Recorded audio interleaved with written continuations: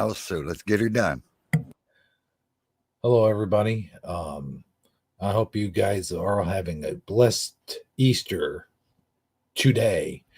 And we got one heck of a show in store for you. So just sit back, relax, and welcome to Shifty Sunday.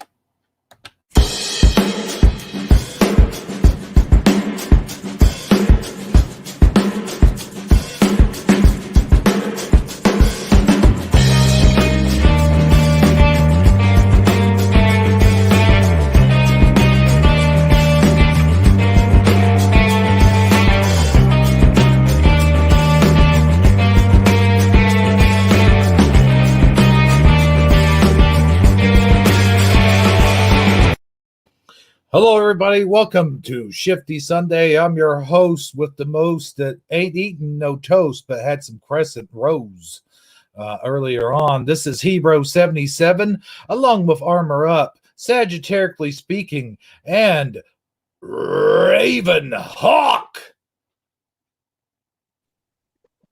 Call. What happened to the car? You even paused. It was perfect. Sorry, my internet went kapoosh. Oh no! Oh, your internet went caca. Yeah. Oh, carrot sword! I forgot my carrot sword. Shoot! Thanks, Fizzy. I went call. Well, I'm not going anywhere. But where is my carrot sword? Oh, I gotta upload. Oh, Fizzy's in here. Okay. I forgot my carrot sword. Thank you, Fizzy. Hey, shout out to Fizzy Pop, Lorraine Lamore, and Michael Fontaine. Michael Fontaine. Michael Fontaine. Yeah. Hey, man, I'll tell you what. Sorry for being late, everybody. That was my fault. That was totally on me. Hey, there he is. There's my carrot sword. Happy Easter, Fizzy. Much love. Hey, yeah. Happy Easter. Everyone in the chat, of course. Happy Easter, everyone. And I think we should go around the table here and discuss what all of our Easters were like. What do you guys think? Which way are you going around the table? It's best to call out a name when you say that. You know what I mean? So we know who's talking. Oh, wait, we're already live. Too late for lessons. Which way you going around the table? Well, how about from my right to the corners? All right, let me look over to my left. I don't see anybody. Let me check over to my right. I don't know what's going on. I don't know my right from my left.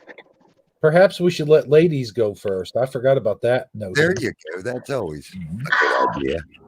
I hate that. Yeah, but we're male chauvinists, so it's the way it is. Well, I didn't do anything. My husband was home, but he's been sleeping because he worked and he's got to work again tonight. I couldn't get any kind of Easter candy because it's not essential food. I had a baked potato with some toppings for dinner. Wait 1 second. You said you couldn't get Easter candy because it's non-essential food. You mean you're not allowed to buy it, or you just? Well, my husband's hours got cut, so what we're doing until so it's a budget reason, not a law reason. Okay, I was like, right, all right, yeah, all right. So only fruits and vegetables and stuff like that. That's essential. Chocolate's not essential. I don't know. That depends on who you ask. My wife just said the same thing the same time I did. You owe me a Coke. It depends on who you ask. Well, he can't have beer, so I can't have chocolate. Oh, I see. Bummer. Yeah, well, we all must sacrifice. It's true. It's true. Yeah, so I'm hoping this thing will be over pretty soon so I can have chocolate again because I'm going a little bit stir crazy. But anyhow, that was my Easter. Well, dear, I'll tell you what. After the show in the back chat, whatever you call it, the thing, the after show chat. Let me get your address, and I'll send you some of the wife's homemade chocolate. I got a whole bunch. So I think Oh, we're allowed to. I don't know. As long as I'm allowed to. Who knows anymore? But if the post office lets me, I'll send you some chocolate. well, just don't tell them it's food. Yeah, true. I could lie, but then I got to lie. But then you gotta lie. Yeah. Well, if you just drop it in the mailbox, you don't have to tell anybody anything. Well, I don't know if FedEx will ask, or yeah, I don't know if UPS asks. I think everybody asks. And really, all we got is the post office. I know the post lady. Well, we'll see. I'll try. Okay. So Just remind don't me, I'll get write. Whatever you do, don't write surgical mask on the box, or it'll never make it there. Yeah. It may not make it here anyway. We've got mail thieves around here. Oh, great. Well, they'll like it if they get it. It's awesome. Yeah, Wait, but I won't get I know. it. I want chocolate. Okay, somebody else go. All right, I'll go next because mine is really short but sweet. I really spent the day like I do most any other day. I spent it here by myself, but it really wasn't depressing or anything. I had a nice, pleasant day. I made me a nice meal. I got to spend some time FaceTiming with my daughter, and I had a nice afternoon nap. So it's a win-win-win as far as I'm concerned. Awesome. You got to talk with your daughter. That's always good. Yeah, and I got to talk with my granddaughter. I got to FaceTime with my granddaughter. I don't get to do that very often. Cool. How old is she? She will be. Well, she just turned 3 this past November. Awesome. Yeah, I usually get them wrong. So well done, Pap. Because I'm usually within a year or two, but yeah, I'm not good with the ages. Well, the only reason it's easy for me to remember is because it's within like a week of my own birthday. Ah, there you go. And 3's an awesome age. Just getting out of the terrible 2, so Mom's starting to get a break, and Yeah, she's talking in complete sentences now.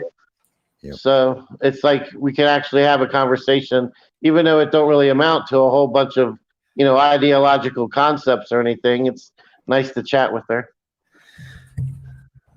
oh, they're a lot more important conversations than most of the ones we have, my friend, in my opinion. Yeah, they're the most honest ones. I can give you that much. Yeah, you'll get pure truth, at least. Unadulterated pure truth. It's funny how you kind of can tell, like, when a child goes from not learning how to deceive at all to starting to pick up the art of deceivement to get what they want. It's funny how you watch that skill develop in a child. Well, you know what they say out of the mouth of babes, what you were saying a while ago. And, they're still at that age of innocence where they don't even, I'm not going to say they don't know how to lie, but they just don't lie. Right. Well, that's not their first inclination. Let's just put it that way. Yeah. But lying I honestly believe lying is something that pretty much has to be taught, isn't it? Oh, it's an acquired skill. It doesn't come naturally. I think Fizzy's trolling down. I think she's trolling us, guys. Well, that's good. Fizzy? I like having a good old fizzy troll. No, Fizzy wouldn't troll anyone. Hey, don't let her deceive you, man. I mean, even as a teenager, I was a terrible liar. I had the worst poker face of anybody. I never liked lying. It always, yeah. It's one thing I don't like. I hate the way it makes you feel. Like when you're, like and what I would usually try to do, if at all possible, was just exaggerate a truth or just not tell on myself. Just keep quiet. That was my best strategy as far as I mean. There's one thing to actually come out and make up a totally different story than what actually happened, and not to mention it at all. Yeah, it's It's one thing to say that painting that you painted is beautiful when maybe you don't really think it's quite beautiful. And another thing to outright lie to get yourself out of trouble, I guess. Kind of like the whole am I fat trap. Well, yeah, I didn't want to go to that one, but yeah, exactly. Or how do I look in this dress? Oh, lovely, honey. And it could be the gaudiest thing you've ever seen in your life, but if she's happy, you're happy. That type of thing, you know. Well, I remember one time when I asked my wife, does this box of Krispy Kreme donuts make me look fat? Oh boy. Not Krispy Kreme. They won't. It has to be Dunkin' Donuts. They make you look fat. Yeah. The Dunkins. Always blaming the Dunkins. Dunkin' Donuts, Dunkin'-chino, you know. I'm from the East Coast. We're used to the Krispy Kremes. Yeah, see, we got Dunkin' Donuts up here mostly. There are some Krispy Kremes, but in Pennsylvania, we got mostly Dunkin' Donuts. Oklahoma's famous for Daylight Donuts. Huh, Daylight. Never heard of them. Yeah, they're mostly cake donuts. Oh, I thought you meant like when you ate one, you could see the daylight at the end of it. Through the hoe. No, they're called Daylight Donuts because they're open real early in the morning and they're closed by noon. Oh, well, that makes sense. Cool. Mm-hmm. Yeah, plus around here, we always got the Amish. Man, them Amish women can bake donuts, cakes, pies, you name it. Bread, cheesy bread, jalapeno bread. Sourdough bread. Oh, sourdough, fresh sourdough bread. I'm envious. Yeah. Decades. It's been decades since I've been to Pennsylvania to get any Amish food. Yeah, it's right over the mountain from me. I set up the market every Wednesdays. Well, as soon as it gets warm enough. Still not quite time yet. It's pretty chilly out there. But oh, yeah. Yeah. You can still drive too there. I mean, they have like their little stores, but I like going to the big market. That way you can get everything. So yeah, my Easter went well, by the way. So did mine. Thanks for asking. Wait a minute. Did you get you didn't get to get yours in either, did you? Well, we was going around the table, so you're next, and then I'm last. Okay. Sagi, so now around would be you, and then so yeah. So carry on. I'm just bursting your bubble. Oh, okay. No, we had my mom. Well, that's really interesting. Now, how did yours go, Armor? Well, hey, thanks for asking. You guys, man. All right. You weren't done. I'm sorry. I thought you were finished. Oh boy. Go ahead.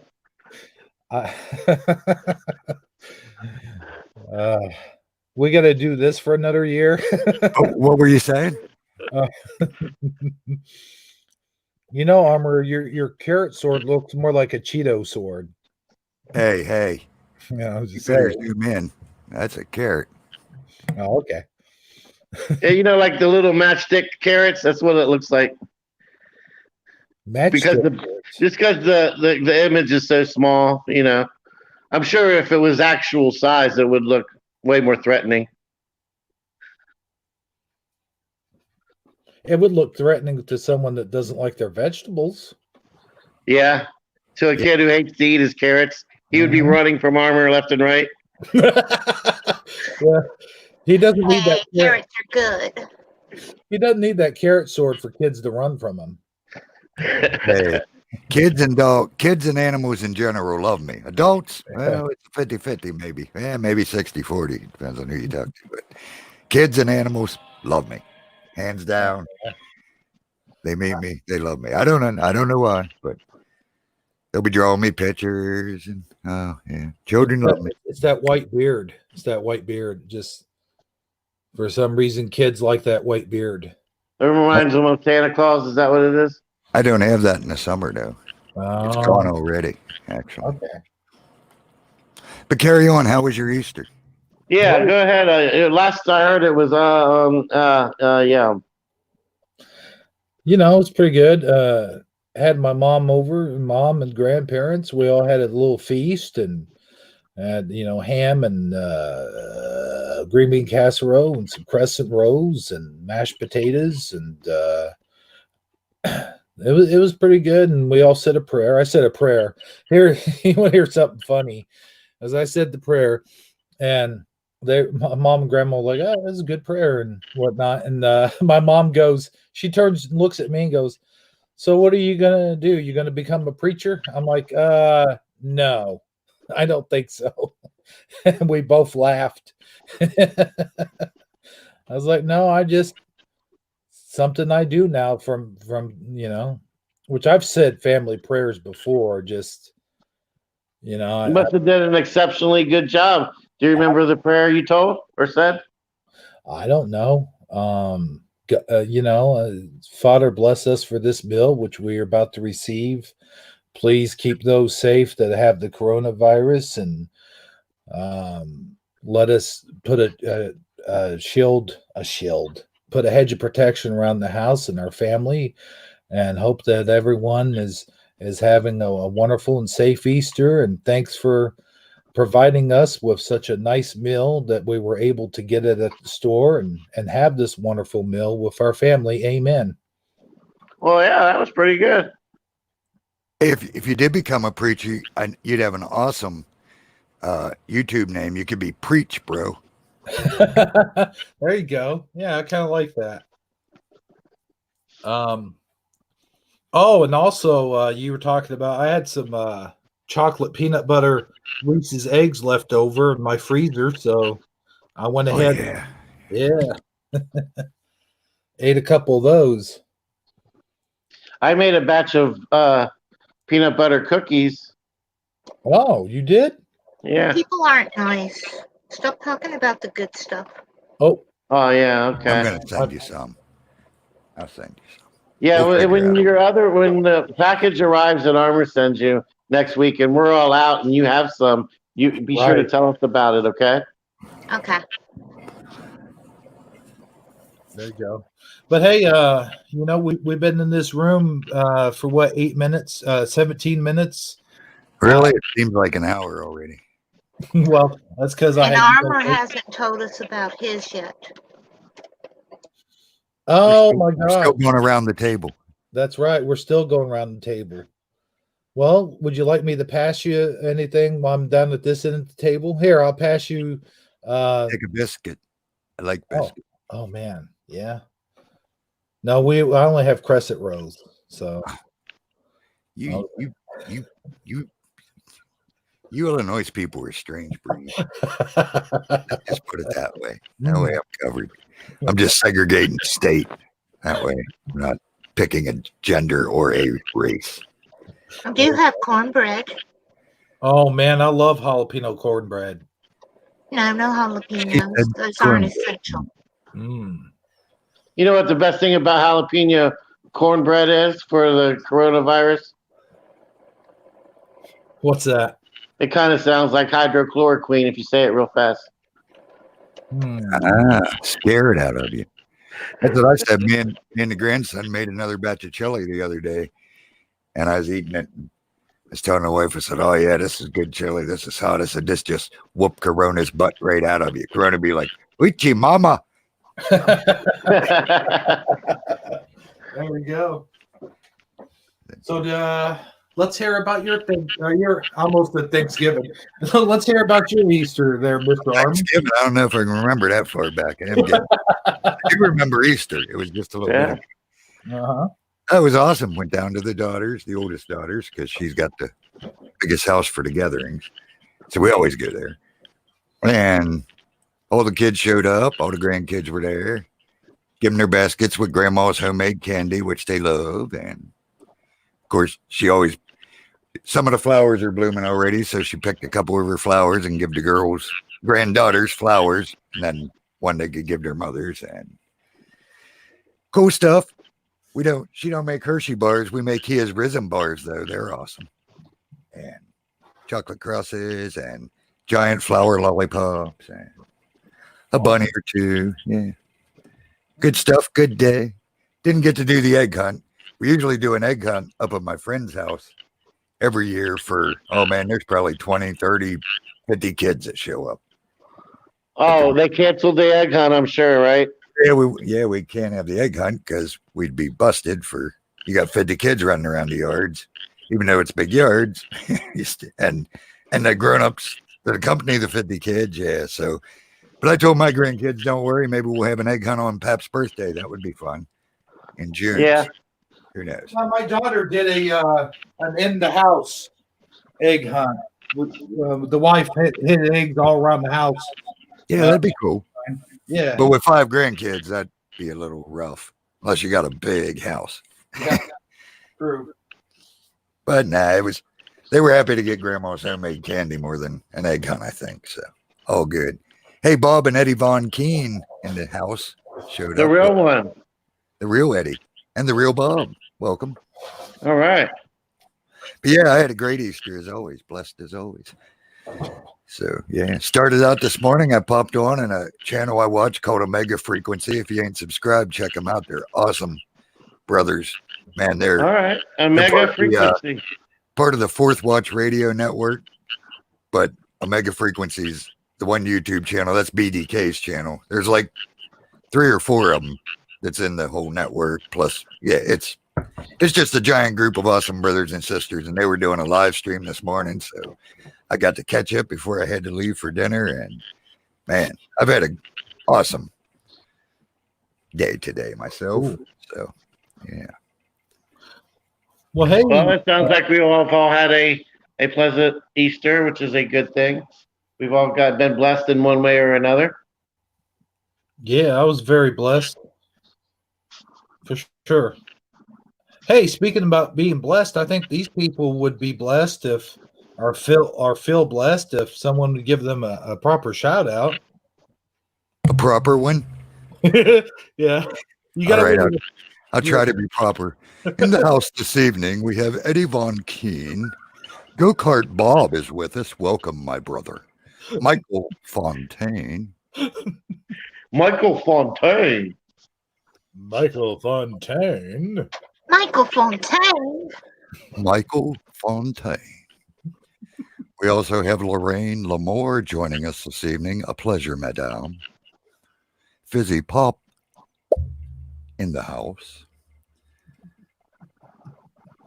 And I believe that is everyone whom I perceive at this moment in time. If I missed you, surely my condolences. Oh, wait, we have Eddie Van King Corona, possibly a fake.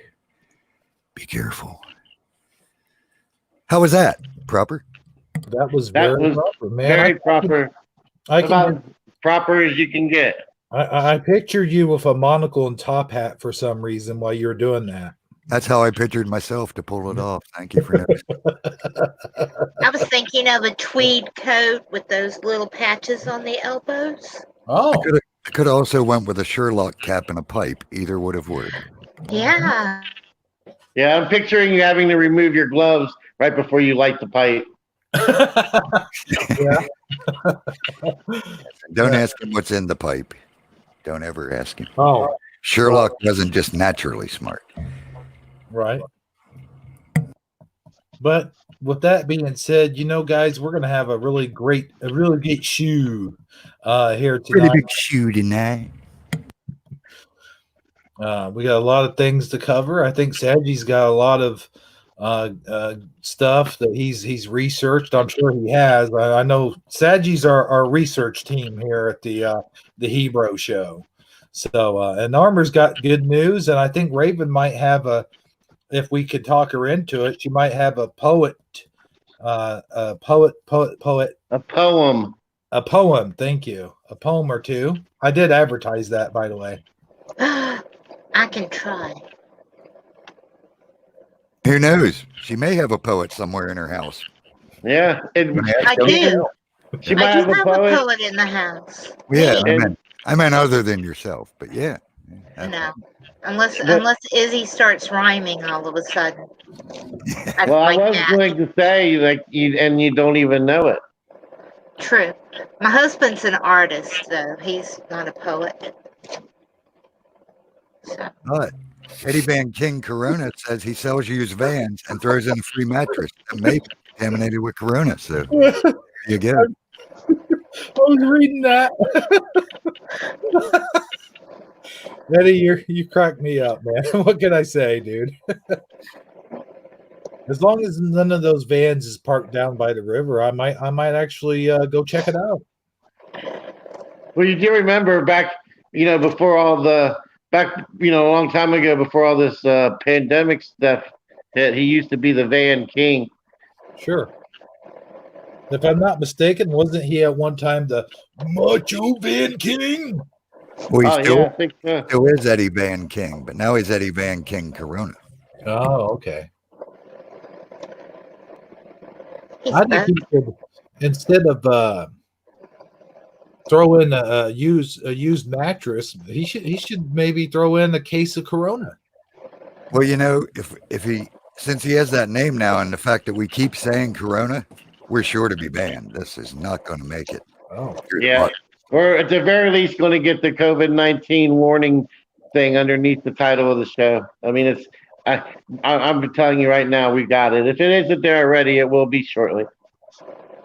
Oh, happy day. So I got a question for you guys. This is something I've been pondering all day. It's kind of a controversial subject, and I guess it's not necessarily the very first thing we should, talk about, but it's like Hebrew likes to say, it really grinds my gears. Uh-oh. Okay. Bring it, brother. still in my bed, eh? Oh, I see. Yeah, I guess I am. I don't agree with the fact that all these churches were closed today, that people couldn't go have Easter at church if they wanted to. Dude, I don't have a problem with people being afraid to go out and do it because they themselves don't feel comfortable doing it. But when the society as a whole and the government decides, and the police state gets to decide that you're going to be fined and or arrested if you show up at church, that's when they're infringing on our right to be able to do so and choose for ourselves whether or not to go. That's the part I have the problem with. For the people who wanted to attend, who did not have the opportunity. And I only say that with this also in my mind. Today, if I could have woke up and I could have went and spent 4 hours walking around Walmart, I could have went up to McDonald's. I could have went to the hardware store and punched around there and bounced around in and out of there with a whole bunch of different people. But if I would have took my car and pulled into the church parking lot, I was risking $1,000 fine or 5 years in jail or something like that. I don't like that. It's really got me kind of irked out. I was just curious if you guys got any thoughts on that as well. Well, let me chime in quick because I got a good sort of part to that, believe it or not. We left to go to my daughter's today, and I live right across, the closest town to me is like a mile away. So we had to basically drive that direction to get to my daughter's, who lives in a bigger town about 30 miles away. But either way, it's all beside the point. So we go to head to my daughter's, and I had to run in town to grab something. And as soon as you turn off what we call the main highway, it's basically just 2 lanes. But the main highway, as soon as you turn off the main highway to go into town and cross the bridge, right at that triangle, there's a big cross and a big sign that says, "He is risen, hallelujah." 2 flower pots there with flowers in them and a cloth wrapping around the cross. I was like, that's awesome, hon. Get a picture of that. So then we crossed the bridge. And as soon as you get across the bridge, the church on the left, totally full of cars. So church didn't stop in my town, at least not that one. I didn't drive around town to see how many were open, but the main church right across the bridge was open and everyone was having their Easter just like any other Sunday and no arrests. So yeah, I mean, it's all what you do. I mean, if you can't stand against the system telling you you might have to pay some money or go to jail if you worship. How the heck are these so-called leaders going to stand when they say bow or we're taking your head? Now you want me to believe they ain't going to bow, yet they're already bowing. You know what I'm saying? Well, I honestly believe, and I don't. Our little community, they don't bow. No, I think that on a certain level, it's going to go. It's going to be noted in the history books as a test. I mean, you could look at it as a test on a, up there, at the pearly gates, or you can look at it as a test, that the CIA is marked down as okay. We tested our society to see if they would, if they would be willing to be so afraid to stay indoors, or if they would say no, we want to keep our right to worship. I really feel like this is going to be marked down as a failure. If we were being tested, we failed. Well, in my opinion, just my opinion now, mind you, I truly think it's a test of faith. And yeah, they're definitely failing, most of them. They don't even have faith to worship. So, yeah, I mean, come on, people. Of course it's a test of faith. And I'm not saying Father caused a virus so he could test our faith. I don't want people going out there saying, oh, he said it's a test of faith. This is from the Father. Anyway, no, the Father uses everything for good, and your faith is definitely being tested. Are you afraid to go out because you think you're going to get an invisible enemy bug? Or do you believe what the Father said when he says, I'm going to protect you? Ain't nothing going to touch you as long as you're with me. Nothing can take you out. I don't know my characters of the Bible well enough, but I'm imagining there's a scenario where, they were supposed to go preach the word or something. And, the one guy's like, oh no, I think we should all just stay home because we could catch leprosy if we was to go out and preach today. That never happened. No, that was I can't imagine that it was ever said by any of the real apostles or whatever the right terminology is. I don't know how to say it, eloquently, but you know what the point I'm trying to make, right? Oh, absolutely. Yeah. I mean, Shadrach, Meshach, and Abednego, perfect example. And that's Old Testament stuff. King said, you're going to bow or we're going to put you in the furnace. They said, turn it up. King heated it to whatever, 10 times normal heat. In they went. Out they came. Yeah, we ain't got the faith to have church. Oh, yeah, you go, American church. We're strong. We are strong. And at the same time, you got South America, who we are always, as a nation, ridiculing and then talking about how backwards their society is, and our country is so much greater, and we got the best economy and a better political system, and blah blah blah blah blah. But they're for the most part they're carrying on as normal. They showed up at church today. They're praying. They're getting outside and maintaining their society.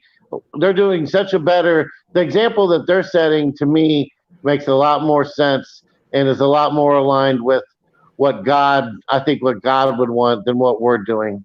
Just my personal opinion, but it's really kind of grinding my gears because I see footage of that happening down there. Them all out in the streets singing and praying and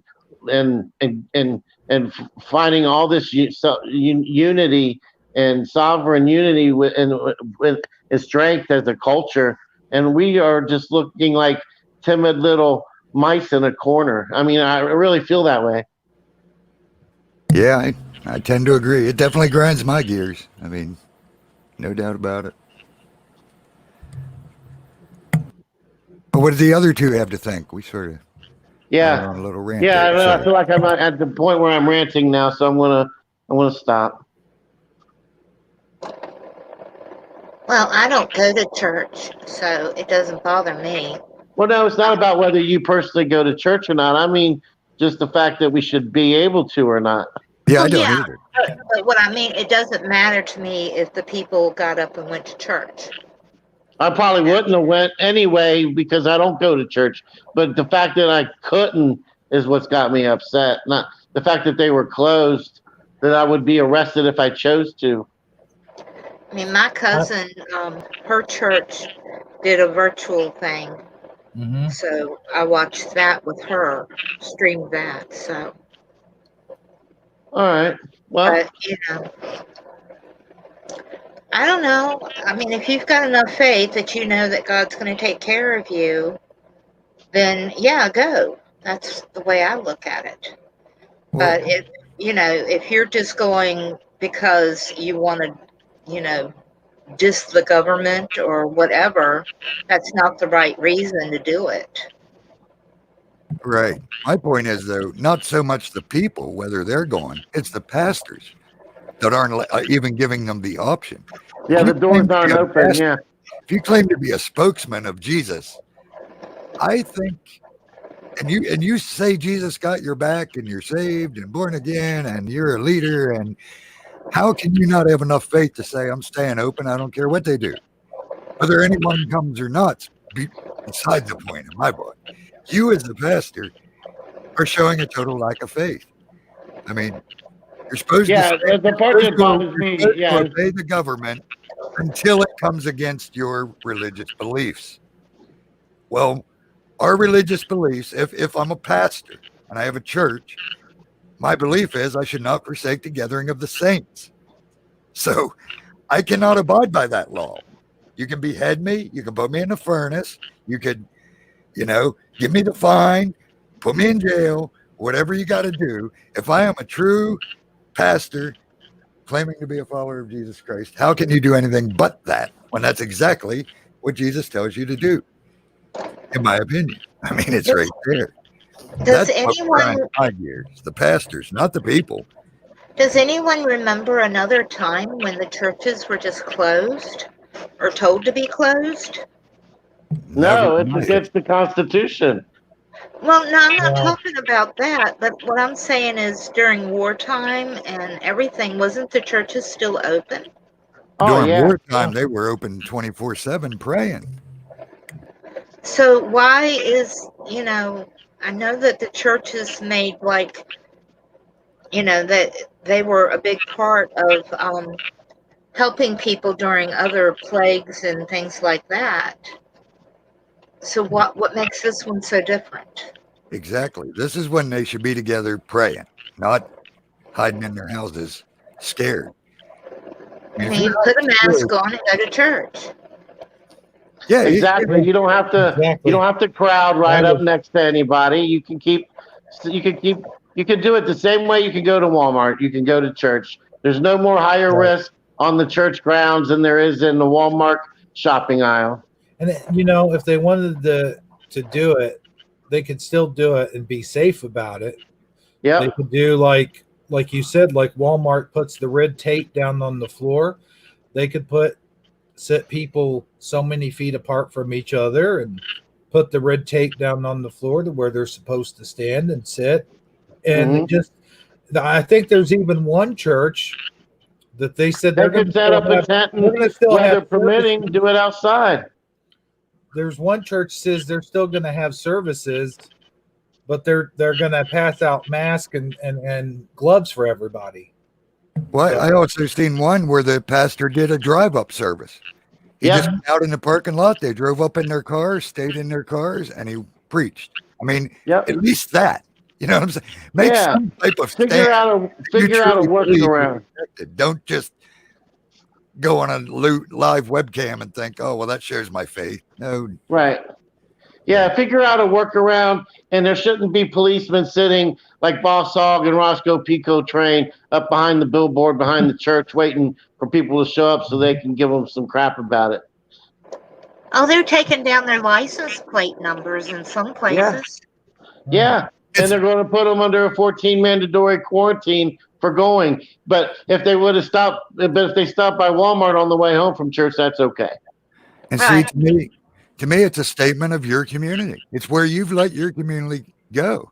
Because, like I said, I'm blessed in the fact that I got a little community over there that we don't, we're not ashamed of our faith. I don't go to church either, but I am so proud of that church.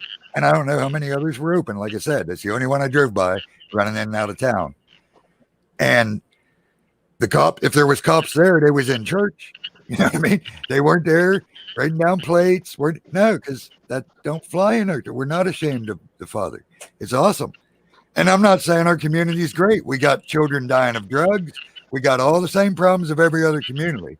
But one thing, the believers in this community definitely aren't ashamed of it, never have been, and aren't going to abide by stuff that goes against their religion. It was just heartwarming to see. So if you're not saying that, it's the pastor's fault in your community, in my opinion. Who else is it?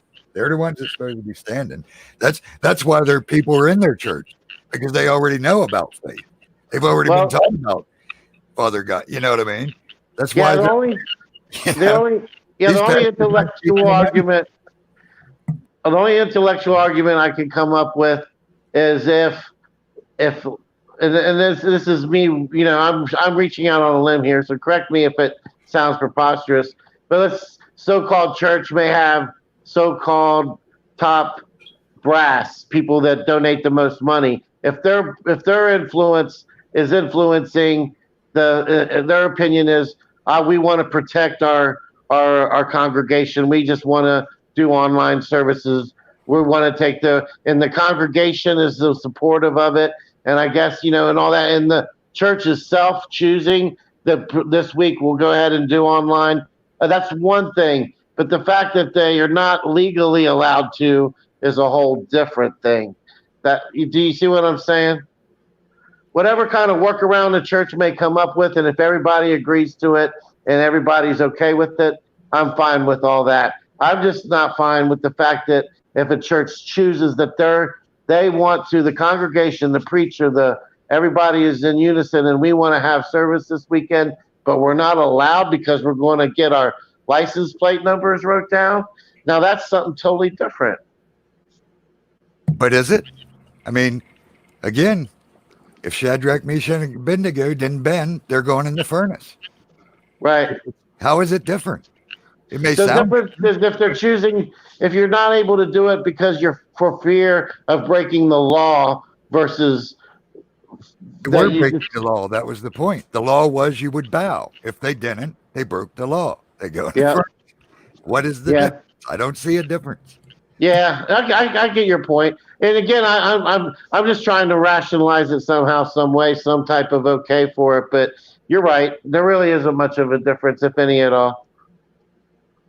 I mean, I don't know. I just think, you know, I ain't candy coating it. This is a pure test of faith, and they're feeling it's simple. Yeah.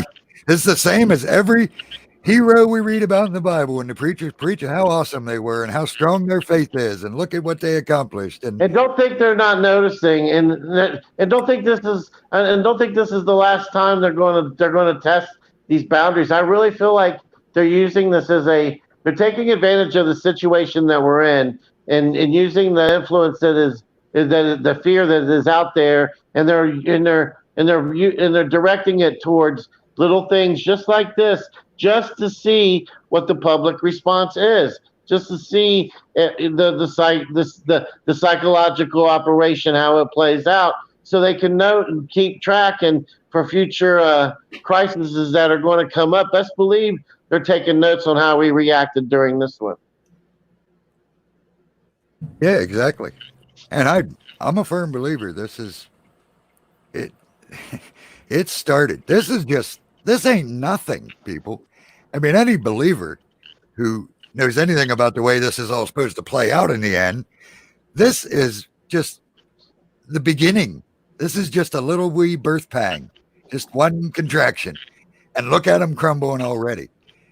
Faith is only going to get way harder. I mean, right now it's, you want to pay a fine and go to jail? Oh, no. I mean, yeah, I really do feel like we're being provoked. Like it's that seems to be the thing that as days go by, people are going to get more and more impatient on this quarantine. People are going to get more defiant. People and the police are going to provoke certain situations, try to cut this little thing away, take just a little bit longer before you can do that. maybe we should just go ahead and stop to the point where it's going to essentially become a tug of war of civil rights. And there's going, I don't see it. It has the potential to turn real ugly, doesn't it? It really does. And I don't like to come on here and sound like my least favorite fear porn YouTuber, but man, I really do have I really do feel I don't feel good about all this. I really don't. It's really been disheartening for me. I'm not worried about catching the sickness. I'm worried about watching all the stuff that's all the stuff that all the changes that people are actually, and not only that they're happening, but the fact that we're endorsing it and egging it on. Yes, make us stay home. Yeah, we'll take a check. Yeah, we'll just keep staying here and do whatever you say because the news said so. I don't know, guys. I don't know. And now what I read on Facebook the other day, and man, this is kind of screwed up. Somebody was talking about they're telling some people in some cities not to even go out of their house. And I'm just like, what? Why would they do that? Why would they do that if it's not even airborne? And the other person was saying that sorry about that, Lorraine. But what was I saying? Oh yes, the one person's like, yeah, they just don't want us to see what's really going on, because the minute we step out of our houses and take a look around us, what's going on. And I'm like, excuse me, but I'm not staying in my house. I go outside in my backyard. I walk my dog. I go down the street. I go wherever I want to go. I'm not locked in. If you're looking at the numbers that they're actually showing right now, and I hate to play oranges and apples because I hate when other people do it, but with these numbers because you're getting accused of minusculizing the threat. But if you take the actual data, you compare it to the flu or any other cause of death in our country, the numbers are not by any stretch of the imagination impressive or staggering. Now, I know you could say, well, that could be the result of the fact that we did all this social distancing. I get that.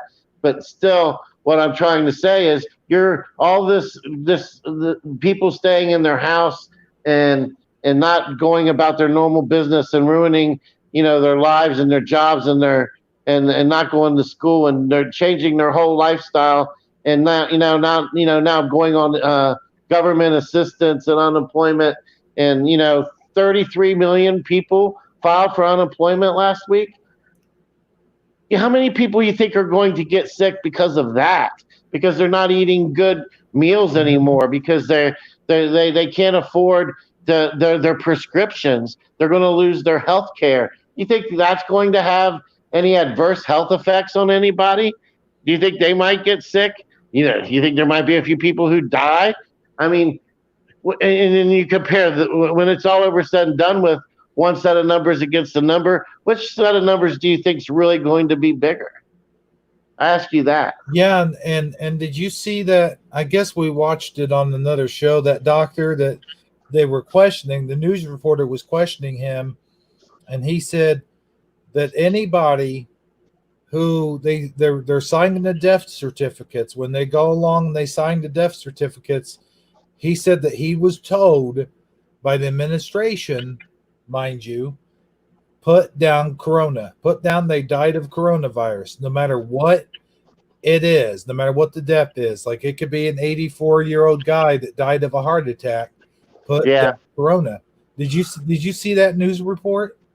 Yeah, I know the one you're talking about. I saw it. It was on Fox or something like that. And I saw and I've seen reports where they're saying the doctors or the hospitals, I'm sorry, are getting a certain amount. You know how they agree through Medicare and Medicaid to pay certain amounts for certain functions, and that's just how much they pay hospitals, no matter what.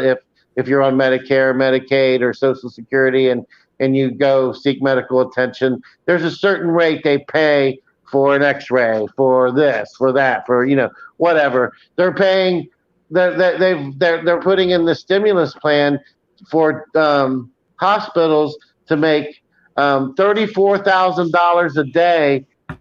They can bill Medicare for any patient that they have on a ventilator. So they're actually encouraging the hospitals to use these ventilators. So if they could, the doctor could come up with any old thing to say, if there's a way they can get a positive, while he's showing symptoms of coronavirus, let's put him on the ventilator. We just made $34,000 a day for our hospital. Yeah. You don't think that's an incentive? Let me You don't ask think that this. creates a bias? Let me ask you this. If we're so short of ventilators, then why is the state of California giving everyone their ventilators? Well, They're saying the state of California. Yeah. Well, California actually has got the flattest curve right now, and there's other cities that aren't doing so well. So a lot of the explanation as to why ventilators are getting moved around is they're going to where they're in more of a demand. Right. But yeah. I don't know. I don't like to go. I don't want to make the whole show us talking like this, because I know it's probably not pleasant for the audience. But I really felt like I needed to get it off my chest. Oh, for sure. That whole church thing. But I will interrupt just for 1 second, because I believe someone has a question. Is that JM? I believe JM has a question for you, Armor. Oh, yeah. I was just waiting for the conversation to shift. No rush. Oh, okay. But yeah, and not just for me, although he didn't put my name, but that's just so I would say it to ask the panel, I'm sure. It isn't directed just to me. So the panel and all,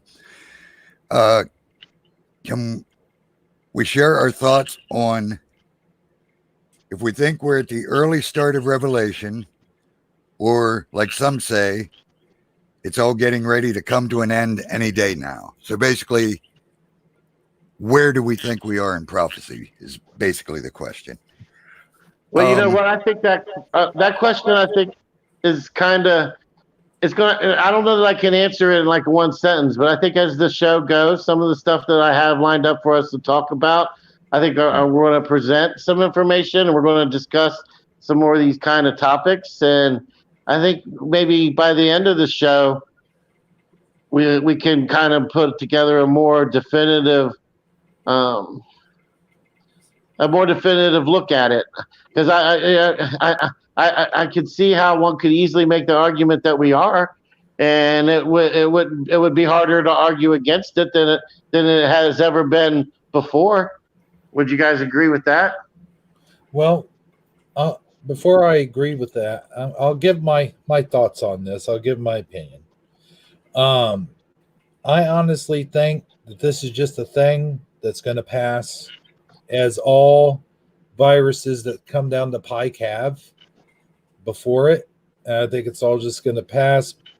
But as far as now, when you say it's just going to pass, do you mean the virus itself is just going to pass, or the state of our world and the way things are going down with our government is just going to pass? Right. The stuff with the government, I can't be too sure. I think that's going to be an ongoing thing. But I think that the people aren't going to stand for this much longer. First of all, they're going to revolt. Second of all, I don't really think it is the end of the world, like as he says, any day now. But I definitely think it's a sure sign of things to come, because when you read the Bible and you see the movies of the Bible, Jesus says that we can see the signs of the time. He said it's easy for us to see the sign of the time if we only know what we're looking for. He says we can see the winds of the change of the weather, and why can't we see the sign of the times? And he's talking about, to me, this seems like those signs, the signs that are coming.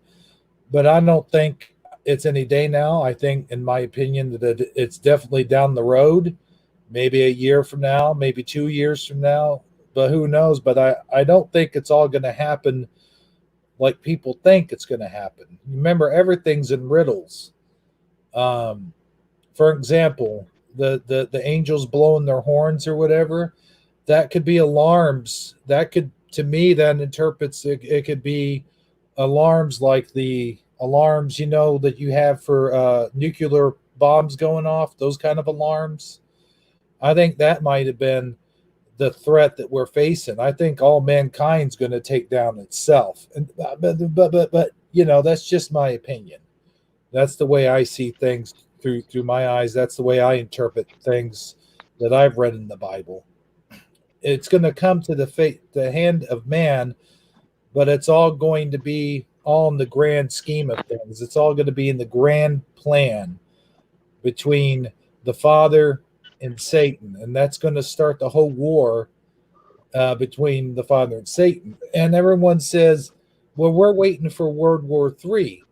And when people think about wars, they think of physical wars, like people throwing off bombs and tanks and jeeps and all that business, and airplanes, like bombs, boom, boom, boom, pow, pow, pow, pow, pow, those kind of wars. But there's also a spiritual war. And I don't think people realize that the spiritual war is coming. It's coming soon. And also, there's the unseen war. There's the war of the unseen enemy. President Trump keeps referring to the virus as the unseen enemy. The invisible enemy, yeah. Invisible enemy. And to me, that could mean one or two things. That can mean that there's an actual virus floating around out there that's invisible, that's going to kill us all. Or the invisible enemy could be the government coming down, taking all of our rights one at a time or two at a time, whatever have you. And next thing you know, you got martial law. You got people revolting against the government. You got people, you know what they say, earthquakes, volcanoes, the dead rising from the grave, dogs and cats living together, all that stuff. I think that that's not necessarily in the form of natural disasters, but it's in the form of man. Man meaning either the government or a bunch of evil people, or even an evil virus that's about to take us all out. But that's, that could be a war. That could be the World War III they're talking about. I don't know. But anyway, I've been going on here for quite a bit. I'll hand it over to somebody else. And well, I know you and I kind of talked about this. I never got a 100% confirmation since we last spoke, Hebrew. But the Pope not too long ago denounced himself as the coveted Christ. Do you know about this, Armor? I have no clue of anything about the Pope. No. Oh, okay. Well, I wanted to, because I see in chat rooms where people are saying it. I know that this means that this means this or that means that, and I'm not sure, how to really interpret it. I saw Jacob Israel made a video on it yesterday, and he was acting like he was putting a positive spin on it, meaning now that the title doesn't apply, to just a person. Now it applies to the entire congregation or the people, versus, all the people of Catholic faith versus belonging to the title of Christ, belonging to the Pope, the modern day living Christ. You know what I mean? Oh, you're talking about the Antichrist. Well, yeah, no, the Pope has denounced the title of being the coveted Christ. He's no longer wanting that title. But didn't you find out that that's not true? No, I saw Jacob Israel made a video about it last night. Oh, last night. Okay. Yeah. So he's confirming that the Pope actually said this. Yes. That's interesting.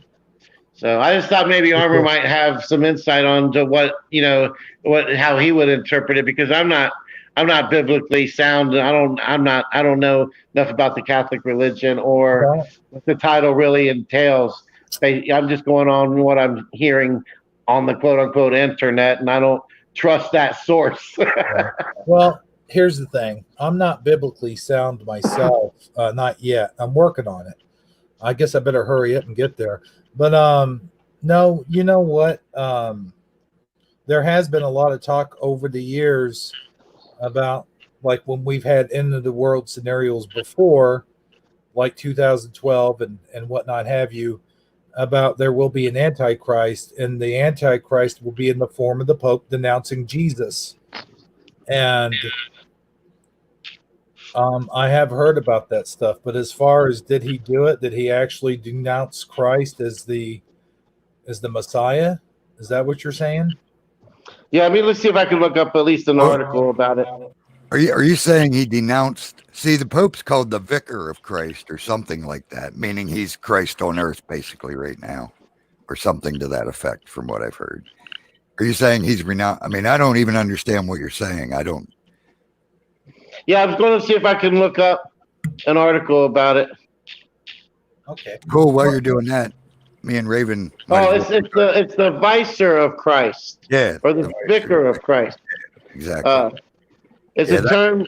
The original notion of a vicar is as an earthly representative of Christ, but is also used in the sense of a person acting as parish priest in place of a real person.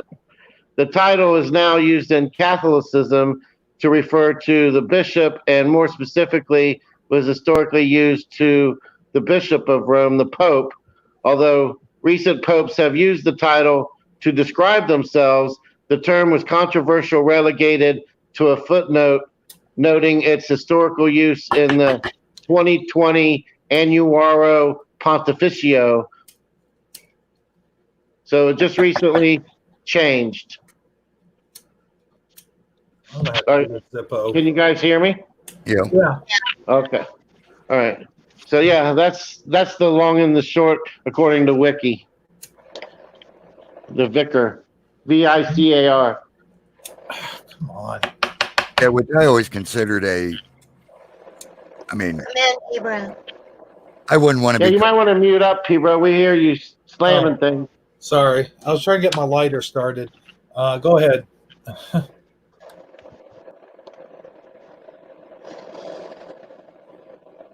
Yeah, I don't know much more than what I just read. So. And I don't know enough about prophecy to give an opinion, so I defer to you, Mr. Armor Up. Take it away. All right, Mister. Jeez, I thought the formal thing was just for the shout outs. All right. Yeah, basically all I could say about the question, the original question, is I've said early on in my videos and many times, first of all, I'm not a watchman.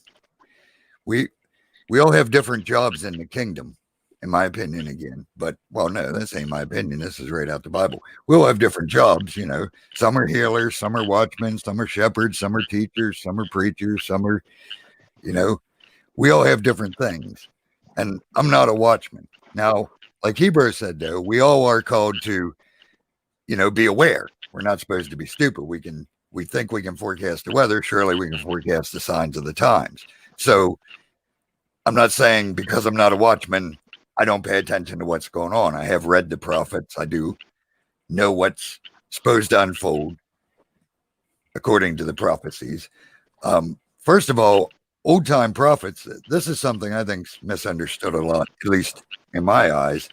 When people think of a prophet, they think of someone who's telling them the future. But that isn't really what the prophets did. I mean, they sort of did, because they told them, hey, if you don't do this, this is going to happen. So they sort of told the future, but prophets told people to stop messing up and repent. All the prophets, Old Testament prophets, New Testament prophets aren't called to tell people what times they're in or the future. They're called to tell people, if you don't stop doing this, this is going to happen. So there's a difference between a prophet and a watchman. A watchman is called to pay attention to the future, to the signs we're being given. And they're called to let the others know, because we're not all watchmen. We are all supposed to be awake, like I said. Sort of rambling on here to get to the answer. So the answer basically is, I'm not a watchman. So where we're at in the end times, precisely, I don't know, because I'm not a watchman. I do, however, know, because I'm not blind, and I'm not going to let the thief catch me unawares, of the times I think we're in. And I definitely think we're somewhere in the end, either the birth pain, the beginning of the end, possibly a little past that of the end. That's the part I don't know for sure because I'm not a watchman. I'm not worried about that. I just know it's time to get right. It's time. Basically, the feeling I've had for a long time, and since I've come on here and I said it many times, hence my name. We got to armor up. We got to get ready. The battle is now. The battle ain't coming. The spiritual battle isn't coming. The spiritual battle is now.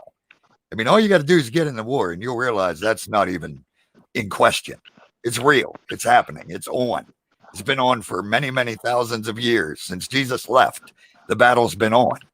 Problem is, nobody knows because the church tells you to pray for a Lamborghini or say the magic words and you're going to heaven. They don't tell you anything about the battle and the fact that it's on and that you're supposed to be doing something. That's why Jesus gave us the Holy Spirit and power. But, well, don't worry about that. Put the money in the basket. The battle's been on for 2,000 years. The battle's on. That's the problem. When I hear those words in my mind, what I hear is, oh, shoot, I'm not ready for battle. Yeah. And how could you be? How could anybody be? Because right. We ain't taught none of this, especially in a church building. Unless you got a real preacher. There are some out there. I won't say any. I subscribe. I watch channels and they talk real stuff. You know what I mean? But it ain't going to walk up and find you. So you're totally unprepared. That's the whole point of the armor of God. That's the whole point of everything. If we weren't in a battle, we wouldn't need armor. If we weren't in a battle, we wouldn't be told to stand firm. We wouldn't be told to resist. We wouldn't be told to fight. We wouldn't be. The whole literature that Jesus teaches us is about the battle. It ain't about making it to heaven. It ain't about all that stuff. That's all great things that we're going to get. But that's not the important thing now. Right now is the battle. We're supposed to be fighting the enemy, not kick back, waiting for Jesus to come back and wipe him out, not throwing money in a basket and figuring we're saved because we said a few songs and danced around a little bit, maybe had some fake Holy Spirit and felt some fire. Who knows? Who knows what they do nowadays? Well, like at the beginning of the Bruce Lee movie where he gets his butt whipped and he realizes that he does not have the proper skills to and they murder his family or whatever, So he climbs up to the mountain and he gets with the monks, the Shaolin monks, and he trains for 10 years to come back and exert his revenge. I haven't made it to the Shaolin monks yet. That's the problem. That's where I'm at. And if it's happening now, I fear that I'm not going to last long in this battle. Wait, that sounds like Batman. Are you talking about Batman? Yeah, maybe it is Batman. Maybe he told the same plot. Batman's family is murdered. And he's wanting to get revenge, so he leaves Gotham. He goes to a mountaintop. He finds the secret flower, goes into the temple thing, trains to fight, travels around the world,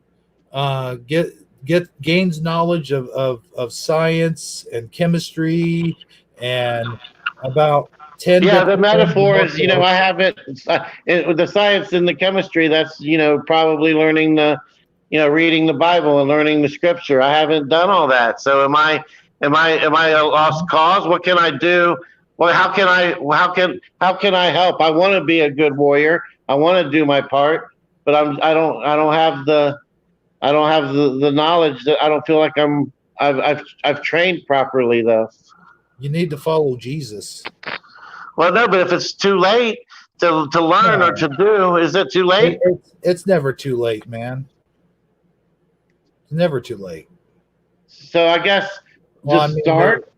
There is going to be a time, but that's the thing, man. Is like we all don't know. We don't know. Right. I guess just start. Right. I mean, what's the answer, Armor? How can I contribute to the spiritual war with my limited capabilities? I'll let Armor take this one. I thought we was doing Batman. It would be cool. I do like talking about Batman, but go ahead. Yeah. I don't know. Not before now. Spirit comes and goes. Yeah. I mean, all you can do is I didn't know none of this. You think I knew all this? I didn't know none of this. Nothing. I was indoctrinated. I believed all the stupid stuff everybody else believes. And yeah, I call it stupid now, just like Paul. It was all dung. I know that now. It's all a bunch of dung. It's nothing. It's crap. All that stuff we're taught is crap. Paul said it a long time ago. So don't get mad at me. Get mad at Paul. But he was right. I see he's right, because once you find the truth, you realize the rest was all crap. So all you can do is, that's why it's the personal relationship. Do what you're doing. You got a Bible.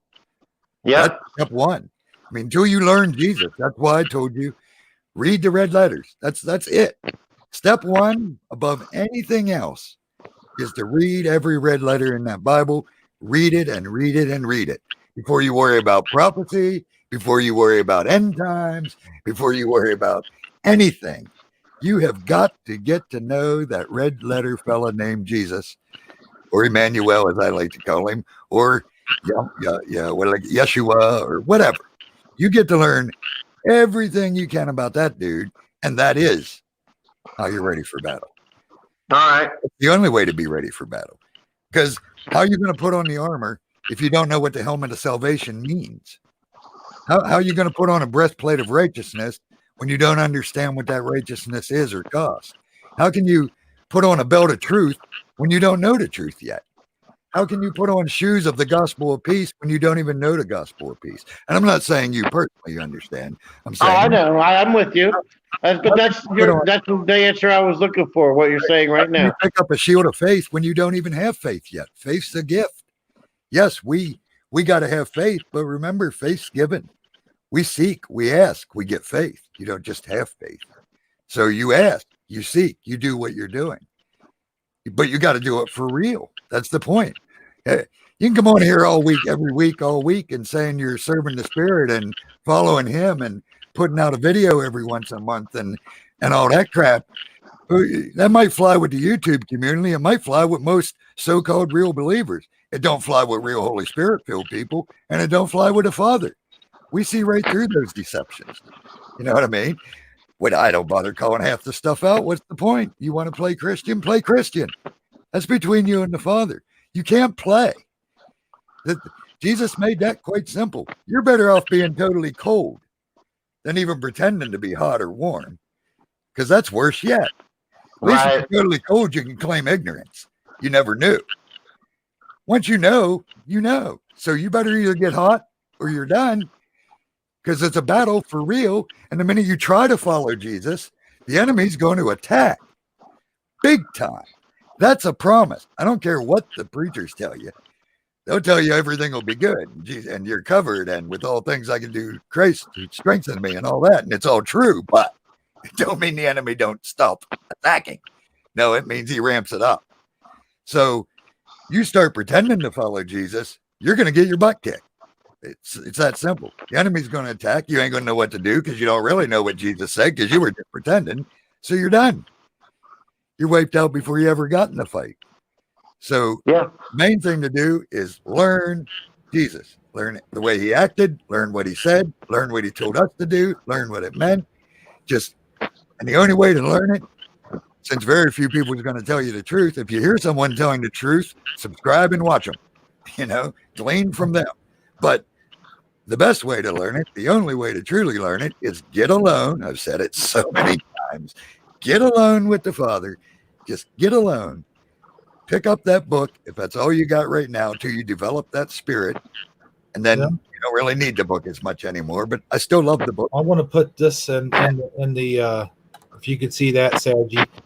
Also, I just wanted to add, sorry if I interrupted you, Armor, but basically I want to add that another thing you can do is go to the Holy Spirit and ask the Holy Spirit what it is you're supposed to do, how you're supposed to prepare. Ask the Father how you're supposed to prepare. Go and talk to him. You know what I mean? That's one of the biggest things that you can do. Don't, like Armor always says, don't trust no human to tell you what you need to be doing. Well, the reason I am asking for myself. I don't want to be that guy. Well, I'm just asking for a friend.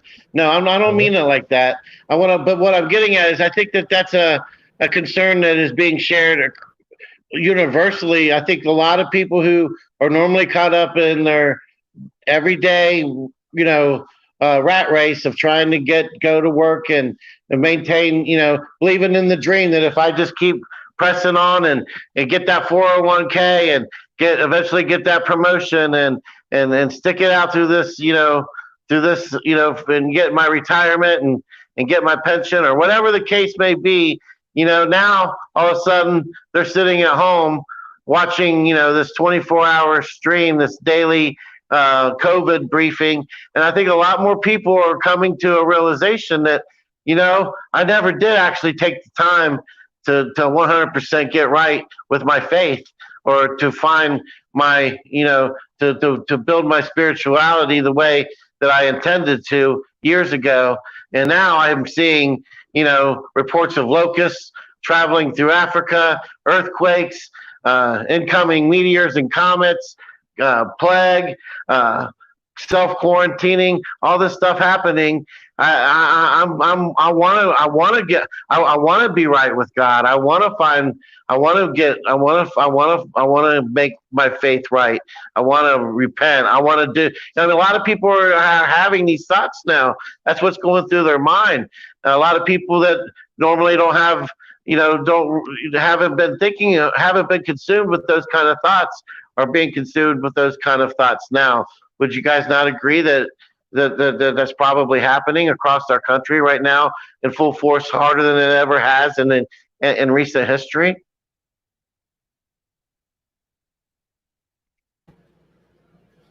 I don't know. I agree that. Hey, before I jump in there and express my point, did you read what Janice Ames said? Yeah, I'm seeing that now. Thank you, Janice. I really do appreciate that. Because I say that facetiously as far as not wanting to know for myself, because I really do feel that way. And I can't imagine I'm the only one. And I liked what Alone said. Alone says there's a place for everyone. Even if you're not a warrior, you can tend to the wounded. Yeah, that's a positive feedback as well. I agree with that. And with all that being said, I do have some articles I want to go over. It's kind of like on a side subject, but I think this show, we talk about things, and I like to bring up things. A lot of times you're going to hear on the Shifty Sunday, you're going to hear us talk about them before you're going in tomorrow, the next day, and over the course of the next coming weeks, you're going to start hearing other people talking about it. Heck, you might even possibly hear something about it on the mainstream media, fake news. So I've done a little research. I've looked into some articles. I got a little bit of information on this thing, and you guys may have already heard about it, but it's the Atlas comet, the C-19. I'm sorry. Have you guys heard anything about this yet?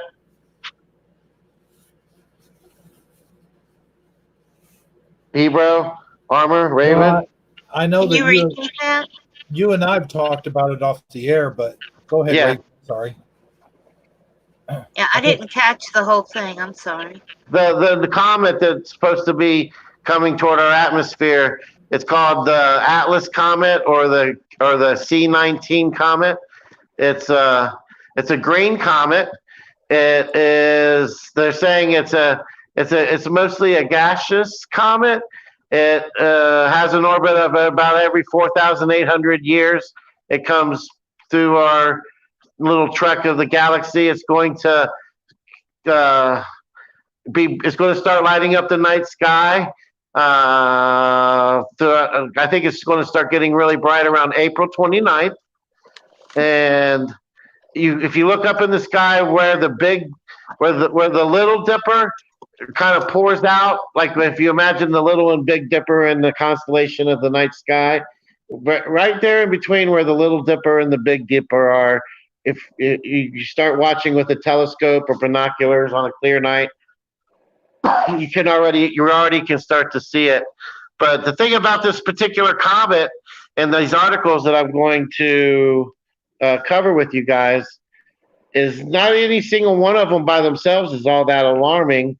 or really is worth that much attention or any deep consideration. But when you put them all together, all of a sudden, it is something that I think that we might want to at least acknowledge and give some consideration to. And what's so interesting about it is I'm going to try to present the information a little at a time, a little bites, so that you guys don't, because it's so hard for me not to just want to blurt everything out, blah blah blah blah blah blah blah. But I'm going to try to pace myself here. It was discovered on December the 28th, 2019. On December the 27th, nobody knew that this comet existed. It had never been heard of, thought of, or anything. Actual an astronomy group that was using regular old size telescopes didn't pick it up. It was actually the observatory in Hawaii, I think, that saw it first. There's a really big one there. I can't think of the name of it now off the top of my head. But let me go ahead and read this article to you. Bring it up real fast. Just bear with me. And if I fall off, if you guys can't hear me, tell me, okay? Now this is from IntelliHub.com, and so you guys know my source. If you go to IntelliHub.com, the name of the article is, I have the link in Super Chat if you want to bring it up, Hebrew. It's the second link in the ones that I brought up. But basically, this particular, can you guys hear me? Yeah, but I got a question real quick. Yeah. There's no pictures though. Yeah, if you go about halfway, not halfway down, but if you go a little bit of the ways down, there's a graph where it says the NEO asteroids variable data. It kind of gives you some images, and there's some different images. But this article is a little bit over the top. I'm going to admit that right here off the top.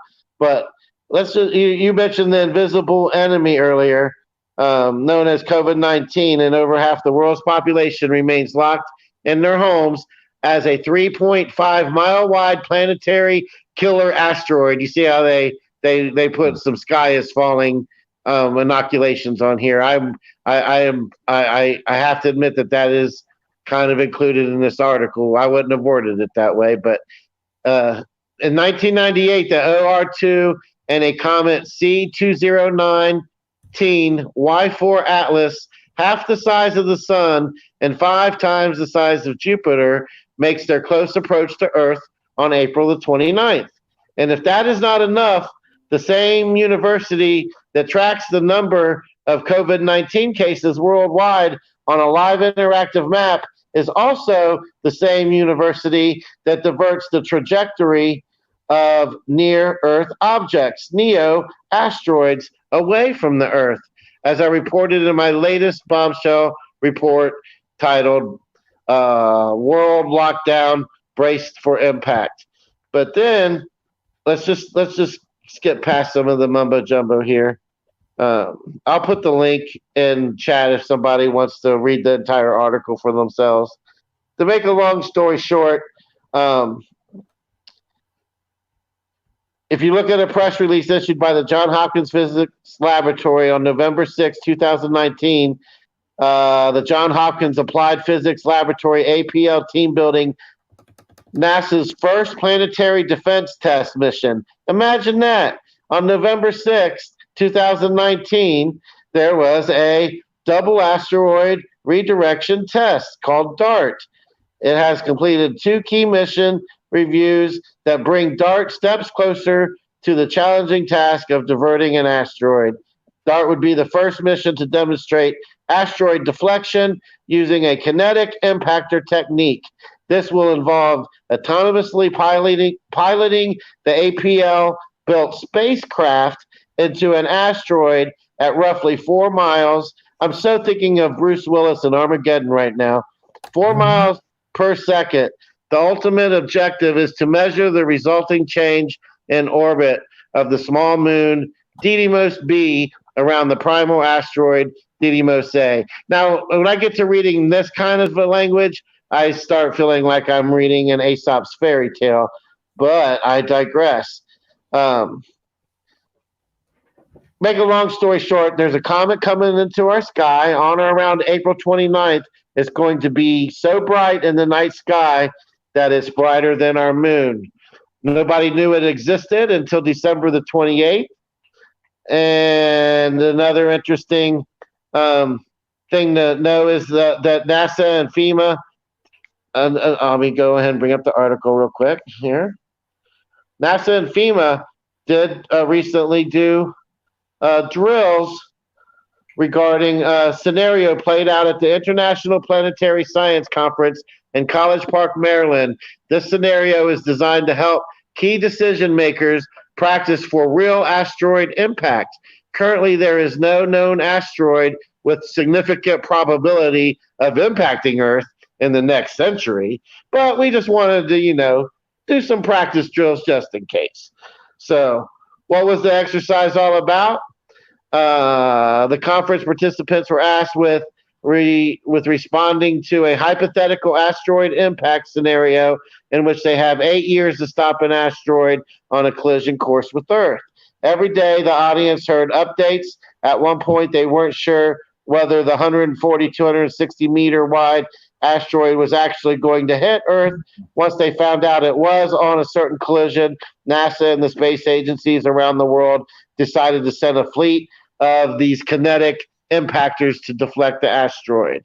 And I'll include the link for this article as well. I don't want to sit here and read the whole thing. It's long, but you guys know the drill, how they always conveniently run these simulations and these possible scenarios and these exercises coincidentally right before, some type of event is actually starting to happen. It's just really so convenient.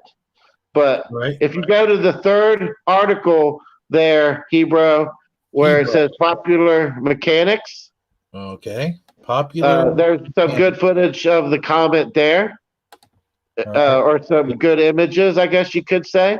Oh, well, let me get on it. All right.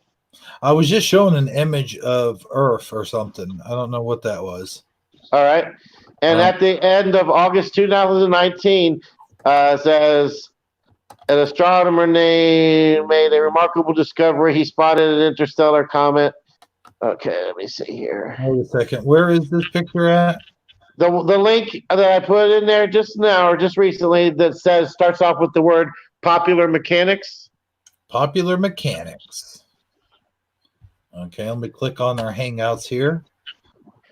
Popular. Let's see. Oh, here it is. Okay. All right, I'm trying to, and if you go down to, let me see here. Comets are breaking apart in our cosmic backyard, it says. Yeah. All right, that picture there, that's like images. Yeah, I was scrolling down all the way down to where it says headed for Splitsville. But that image doesn't seem to be loaded. But then if you go below that, then you can see where this Jay Kwanzi guy has some images of it. Sure. Yeah, it's like a green and red and blue. They were taken over the weekend. But basically, make a long story short, the comet itself is about half the size of the sun. Its tail is about half the size of the sun. So if you combine them, they're essentially the size of the sun. And they're saying that come around April 29th, we are going to, it'll be the brightest thing in the night sky. And do you guys remember last year about this time when all the observatories were shut down? And it was a big conspiracy theory as to why. They eventually came out and said about a month and a half after the fact that there was an employee there at one of the observatories who had child pornography on one of the computers. So that's What? the and of course nobody wants to talk about that. So that ended that story up real quick. So Oh. they picked the perfect thing to call it so that people would just quit talking about it. But we have the largest comet in recent history coming toward Earth at this time, going to be the brightest thing in the night sky. It's apparently started to break up into pieces, and they can't with 100%. They're pretty confident. They're saying that it's not going to hit Earth, but it's going to get really close to Venus and to Mars, and it's so. And the thing that they're not saying is it's a big, dense comet. It's got a big, long tail. It's possible that as it starts to travel back out away from us, it's possible that we could get some type of disruption in our weather, and passing through the gas of the tail, and there could be debris in the tail. I'm not saying it's going to happen, but it's possible. And they've decided to conveniently close more than 100 of Earth's largest telescopes are now closed. And astronomers are now worried about the pandemic's long-term impact on their field. The alarm sounded at around 3 a.m. on April the 3rd. An electrical malfunction had stalled the Bohemia South Pole telescope. It mapped out radiation left over from the Big Bang, apparently. And as a result of this whole COVID-19 pandemic, they have these Earth's biggest research telescopes have closed in recent weeks due to the COVID-19 pandemic. What started out as a trickle of closures in February and early March has become an almost complete shutdown of observational astronomy, and closures are unlikely to end soon. Observational directors say that they could be offline for 3 to 6 months or longer in many cases. Resuming operations will mean inventing new ways of working during a pandemic. And as a lot of these astronomers have went on record as saying that they don't really need a large crew, that in the name of not losing their grants and their research funding, they would be more than willing to set up a cot at the observatory and have no comings or goings and have, supplies delivered to them. But no, the government doesn't want that. They want them all shut down, and they want them all shut down now. And isn't it at the same time that this huge, size of the sun comet is traveling, right towards Earth, Mercury, Earth, Mars, and Venus, and it's going to be the brightest thing in our night sky. It's a historical event that a lot of people are concerned about, but the mainstream media hasn't really made any mention of it yet. Even there's only a select few YouTube channels that have made any mention of it yet. But best believe you're going to hear people talking about it when the night sky starts lighting up green. And I just wanted to make sure I got everybody this information so they knew what was really going on. They can apply their own discernment and decide for themselves how much they think the fact that we're all in a pandemic and we're all trapped in our houses and all the observatories are now closed down conveniently at the same time that a big green comet's about to light up our night sky. Yeah, that doesn't even make any sense. It's like the observatory, it has 2, maybe 3 people at most to operate it at one time. It's not like they have to stand right up next to each other and rub on each other's elbows or anything. It's ridiculous. But I'm going to go ahead and put these links in chat so people can look it up and read them for themselves after the broadcast if they so choose. That sounds good. I noticed you had some long articles there. It's a lot of information, and I was trying to just put it in a nutshell and get the pertinent stuff out there because, and then, like I said, the fact that they're closing the observatories on their own, it happened last year. I'm sure they got a reason for it. I'd really like to know, but not think too alarming. The fact that there's going to be a big bright green comet in the sky. Oh, okay, that's pretty interesting, but not, too alarming. But now there's a big old pandemic. Everybody just needs to stay home while we put all this National Guard tanks all over the place and put comfort and medical ships here and there. Could it possibly be a front because they don't want to create panic and tell everybody that the sky? Well, that's another thing. Like I brought up earlier, they're telling everybody to stay inside. It's like, why? Wait, no. What? Why do we have to stay inside unless there's something they're trying to hide from us? Right. Yeah. I mean, I'm not saying that is what's happening, but one could easily make the argument that that's possibly what's happening. So I'll put the links in chat. Anybody else have any comment or thoughts on the subject? I think everybody else is muted up. I don't know. I don't know what happened there. Sorry, I was muted and I was just chitter-chattering away.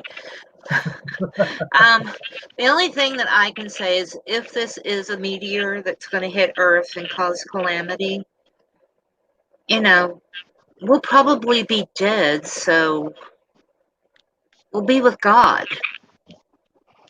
So I'm not worried.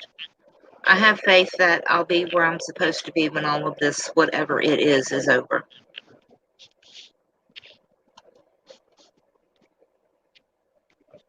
Yeah, I'm the same way. I just find it interesting as Comet C19, which is, they love to play their games. But yeah, I'm with Rayven. It's the same way I feel about the coronavirus. I've said it many times. Whatever. If I ain't meant to go, the comet ain't going to take me out. Coronavirus ain't going to take me out. YouTube ain't going to take me out. And nothing can take you out till the Father says it's time to take you out. So I worry about the comet as much as I worry about everything else in this world. I don't. Yeah, I'm definitely not going to show fear over this kind of stuff because, that just lowers your vibration. Well, I'm all for keeping my vibration high. So, I want happy things. Here's my thing. Here's my thing is like, if something's going to come take us out, I'd rather it take us out all in one swift move, which is really kind of interesting. If a comet comes take you out, think about it. Think about it 1 second. What does it say in the Bible? How we're going to get taken out? We're going to be taken out like a thief in the night. Like we won't even see it coming. And if something, no. It says if you ain't aware, you're going to get taken out like a thief in the night. Right. Okay, that's what. Never mind. Well, anyway, yeah. The purpose of me sharing that was not to try to instill a new fear program into your mind, body, or soul. It was just to make sure that you knew what was really going on, because you're going to hear misinformation out on the web within the next week or so. And so you got some articles there. You can look at the information for yourself. You can decide for yourself. And that's why I wanted to discuss it. Unless they're thinking that the comet's tail or whatever is going to cause radiation contamination with everyone on Earth, and maybe that's why they want people to stay in their house. But I don't know how the house can protect you from any kind of radiation. It's just wood and metal and concrete, Yeah, I don't know. I mean, I don't know that you can logically make an argument that people are more calm worrying about a virus than they would be worrying about a comet? Maybe, I guess, possibly. You're not. I think if everybody thought that it was that the comet was coming to Earth, and it could be an extinction level event like the one that supposedly killed the dinosaurs, people might be acting a little bit differently, and they are now. But I'm not saying that's what's going to happen. I'm just saying that it makes you scratch your head when they create all of these closures. And keep in mind, they didn't even know about the comet existing until December 28th. And they've closed down all these observatories as if they don't want anybody telling us anything different than what they want us to know. That's the part that makes it so skeptical. You know what I mean? Suso says something here. Can you read that right there? He says the info that he he saw says we pass first and then the comet tail. Yeah, it's the tail I think that we're more concerned about, and a possible effect on planets in the galaxy. But see, I don't even 100% believe in space. I'm not even 100%. I mean, I'm still kind of on this firmament thing a little bit too. I'm not saying that's what I think it is either. I just don't know, and that's the point. I don't know. I don't know. I don't know. But Just thought, what Wow. I've heard is that there's supposed to be some kind of like a pole shift. yeah, So, it could possibly have a and magnetic effect y- on the Earth's electromagnetic field. It could rip away. It could affect our atmosphere, create some crazy space weather. I mean, all these are random possibilities. yeah, so, for me, it's just a bunch of fear porn. I want to know, that I enjoy getting the information, but I'm not going to be fearful of it all. Exactly. Right. Yeah. I agree. Well, then that's why I wanted you to know, because there's going to be another channel out there that's going to present it way scarier and try to convince you that it's way worse. And there's going to be a CNN talking head trying to tell you that, oh, it's just going to be a pretty green light in the sky, nothing to worry about. You guys can all come out when the pandemic is over and take a picture of it. Yeah, I mean, they did fight awfully hard to keep us locked down for another few weeks, didn't they? Yes, they sure did. Yeah. Susan says I can name that YouTube channel. We love you, Suso.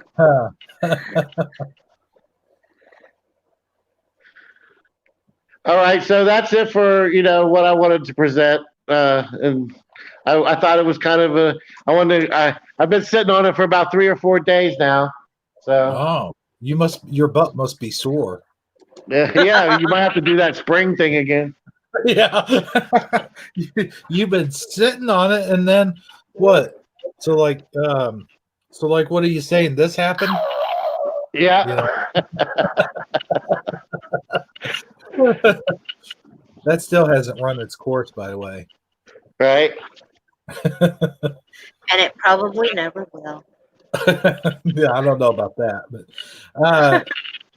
switching gears here on our good Shifty Sunday Easter edition. Rayven, do you have a nice little poem you want to read to us here? Honey, I don't write nice poems. Oh well. I write sad poems. All right. Well, that sounds good too.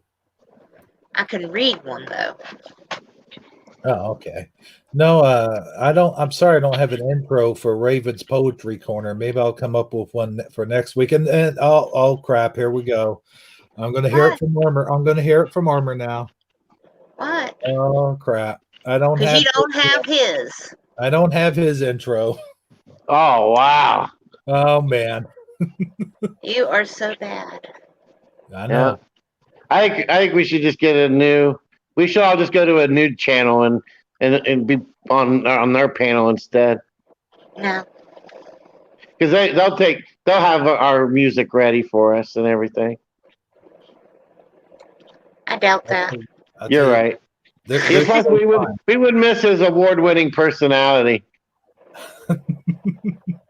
I'm glad you think it's award winning. Thank you for that. Well, in today's day and age, everybody gets a trophy just for participation. Oh, I see. Yeah. Oh, you're one of those, are you? I didn't say I condone such behavior. It's just the way the world is. I'm that kind of special. You're short bus special, my friend. Well, okay. I'll take it. I won't disagree with you. Well, I sit right there next to you in seat C3. Oh. I'm across the aisle, so That's how we met, remember? Sitting there, licking the windows. Yeah. the wheels on the bus go round and round, round and round. I think we might have lost Armor. He got mad. No, I'm still here. I Oh, think okay. Armor's just being smart, staying out of this mess. Pretty much. Right. Sometimes you just gotta watch the train fall off the rail. There's nothing you can do to save it. Especially So if yeah, it's so toward the boat. Oh, sorry. Go ahead. so y'all want me to read a poem? Well, I was told that there's a new section to this show called Raven's Poetry Corner. That it's a new segment on the show. Have I been misinformed, Raven? No, I'll read. I'm just, letting y'all know I don't write happy poems. Well, nobody gave you a requirement, did they? They just said poetry. So I guess Oh, it's just got to rhyme. I think it was me who.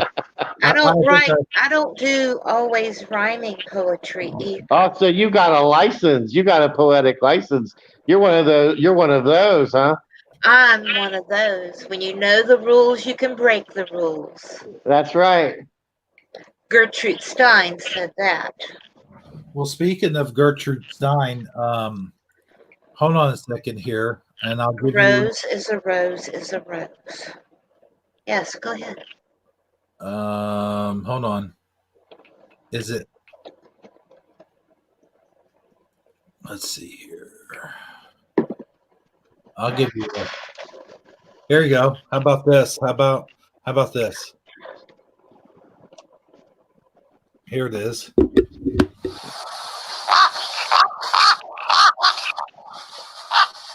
Raven's Poetry Corner. There you go. Alrighty then. Roll that beautiful poetry footage. Okay, well, this poem needs a little bit of an explanation. There is a poet named Linda Paston. She wrote mostly in the 40s, 50s, and 60s. And she wrote sort of sad poetry sometimes too. But one of the poems that she had written was something about a secret. And so after reading her poem, this poem came to me. Okay? All right. All right, so the poem is called Keeping Secrets. What secrets do the ashes keep from the wholeness of the trees, from the splintered pieces of paper, from me stoking this fire? If I could but read each spark that whispers into ashes, I could know what troubled you that night. You gathered letters and diaries, dried flowers and ribbons, tied them all up and tossed them into the fire. I thought heartache, but you swore it wasn't so. You claimed giving up the ghost, but I saw the tears as the bundle burned. If he were dead, you said, it would be easier.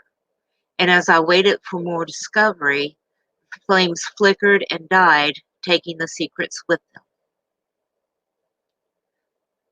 The end. Oh, where's the clap button? See, he missed it. Oh man, I missed my cue, didn't I? Oh, that's all right. Oh, there you go. Because see, I don't always write rhyming poetry. But when you do, But when I do, it seems ridiculous to me. oh, okay. I don't know why. I had a professor in college who said, good poetry doesn't have to rhyme. And I was like, really? And he was like, yeah. So I stopped writing rhyming poetry, and I agree with him. Y'all want to hear another one? Sure. Okay. It's your segment. This one is about my mother who passed away in 2014. I think, yes, I'm sorry. Okay, it's called Now That You Are Gone. Oh, how I wanted to be wanted, so meek and small, so timid a child, my arid voice whipped in the wind. Only now I drag you through muck, slick you down and leave you wanting. I stamp my feet with alarm. Ho, ho, who is this? A mighty giant has awakened. My gut spews out all the yes ma'ams and no ma'ams no longer leave me shaking. Only now, with you reduced to ashes, does my voice quake with lava, destroying everything I built up against you. I've never felt so free. I've never felt so lost and alone. Oh, to be meek and small, just to have you back again. Wow. Da-dum-ba-dum. That was excellent. I could relate to that very much. Thank you. I had a very um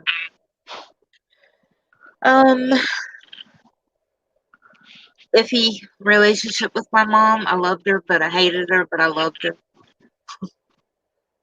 Understood. That's how I have a relationship with my dad. It's like, on one hand, more often than not, he usually ends up letting me down, but I still love him because he's my dad. Right. Got one somewhere about my dad. If I can find it. Oh, here's a cute, quick one if y'all want to hear it. Okay. It's called green pepper jelly on hard crusted bread. This is fashioned after Ezra Pound, who presented 3-line poems, and the Oh, wow. title was the first line. So green pepper jelly on hard crusted bread, spicy sweet, spread back in time to you. That's it. It's a 3-line Oh, okay. poem. Y'all are so funny. I really don't need the clap. Oh. Right. Nobody needs the clap. But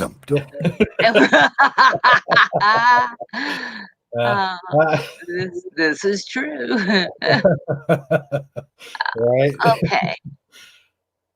I read that one the last time. Let me read one more, All right. and then let me And- ask Sagi a question real quick before you get on Sure. that. Sagi, do you have a this and that is a that and this is that? You're so funny. It's a thing. Oh, it's a thing. Okay. Yeah, I got one. I was going to wait and do it here in a little bit. Okay, cool. All right, Rayven, go ahead. You got one last poem, I do believe you said. yes, and this one needs a little bit of an explanation too. I don't know if all of you know, but a lot of people who know me know that I have bipolar, borderline personality disorder, anxiety disorder, and OCD. And basically, when I am being medicated to help one of those various things, sometimes the medication that I have to take for my mental illnesses block me from being able to write. So this poem is called The Persistence of Musing. Ready? Yep. All right. Let us have it. Oh, these bitter pills. I am divorced from all my demons, but my muse too. And then the silence, the unbearable din of silence. So loud, so loud. My ears ringing from its Delphanian melody. I grow accustomed to the dead air, a synthetic lull. Days become weeks and then months, the delicate balancing of my brain a tightrope act, ever so careful, and I wait. Slowly, my mind acclimates, and the silence becomes stillness, the din, white noise. Hushed sighs. I hear you breathing. These bitter pills have not murdered you, but I strain against the fog for each murmur you utter. Oh, Catherine, my muse, by the way. And there you are, my fallen angel, my dark child. Your words soak into my bones. Softly, quickly, you have much to say. For beating against your wings, frenzied, the demonic bats await. and the cycle begins anew. I swallow more pills, brace for the cacophony of silence, the numbness of calm, the peace I am assured will come. And I mourn the loss of your sighs, your tranquil whispers, but I know you will keep trying, and I will reach for your voice over and over and over again till death overshadows me. The end. Awesome.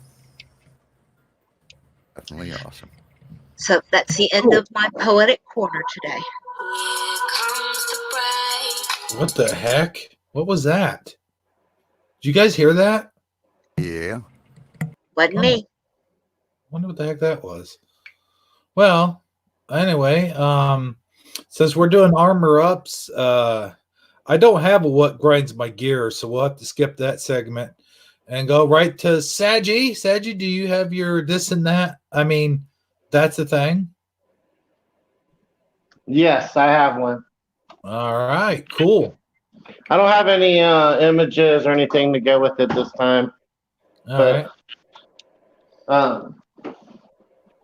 There's a game for Android or smartphones, multi-platform game called Plague, and the purpose of the game is you get to you get to create different pathogens, viruses being one of them, parasites, smallpox, all the different kinds of. You basically get to be a biological warfare designer, custom designer of different plagues, and you're rated on how effective the plague is capable of. How many people in the Earth's population are you able to knock off in the shortest amount of time possible? Is how you win the game. That's how you get the highest score per se.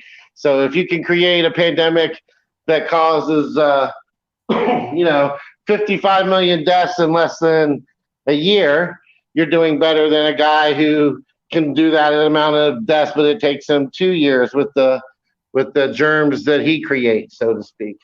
But what makes it a thing is not that the fact that the game actually exists, but the fact that the game came out about 3 or 4 years ago, but in January of 2020, just this past January, in China, while all this was going down, it was the number one game that was downloaded online in China.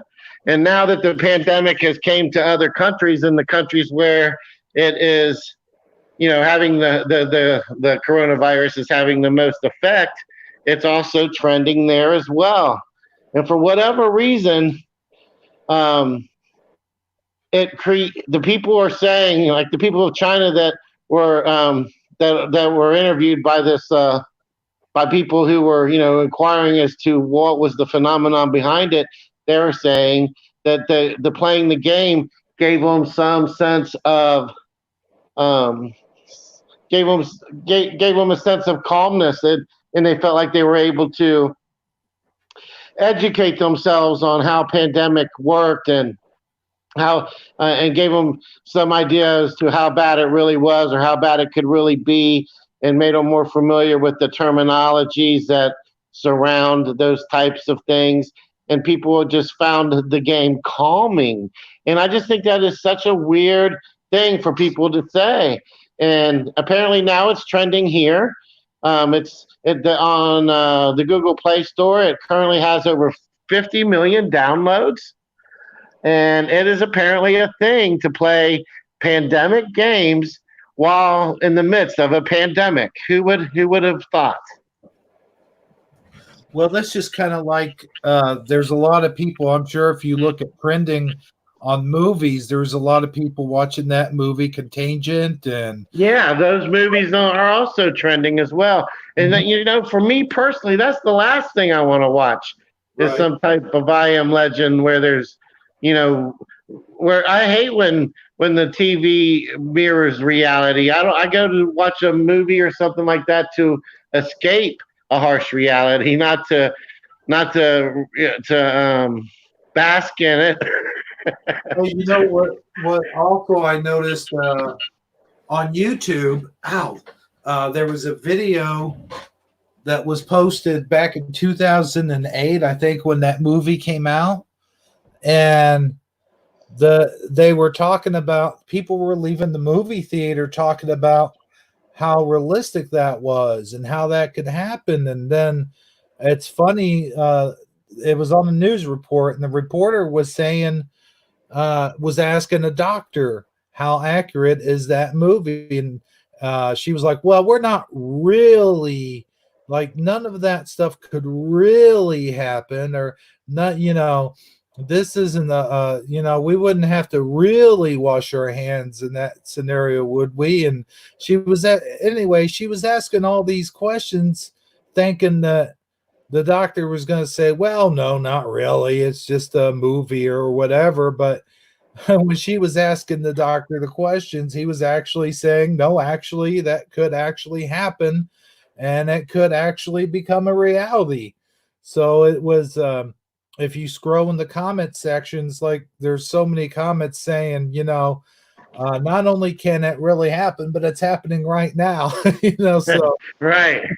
Yeah, with today's society, the predictive programming, the things that you see in the movies are more real than you see on the news. The news is full of lies and fiction, and these fictional movies are full of accurate data. right. Yeah, Stephen King put up a quote saying, "Don't hate me for The Stand." I wrote it before all this started. So if anybody's familiar with The Stand, it's a book about a contagion that sweeps through the country.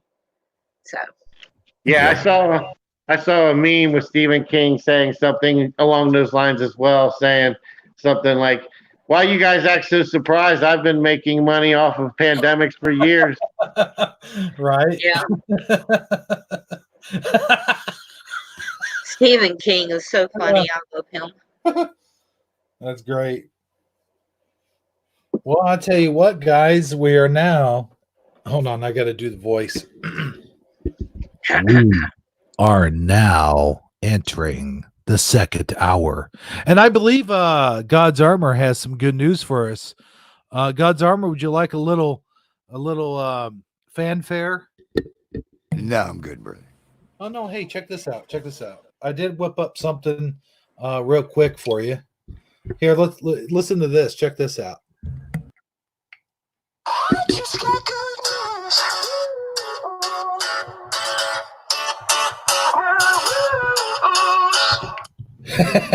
There you go. There's your intro, brother. Good. That's better than mine. Oh, well, I thought yours was pretty cool myself. All right, so you give you give Armor Raven's intro next time, and give Raven Armor's. Then they'll like their intros better. No, that's fine. Okay. I gotta find one for you, Sagi. I couldn't find one at the last minute. Well, you That's had okay. wrong name I anyway. forgive you. He's looking for a this and that intro. Uh-huh. You need that intro. Oh, yeah, that's what I was. How did you know I was looking for this and that? Oh, yeah, because I said it. Because I know you. I was. Just I common totally sense at this point.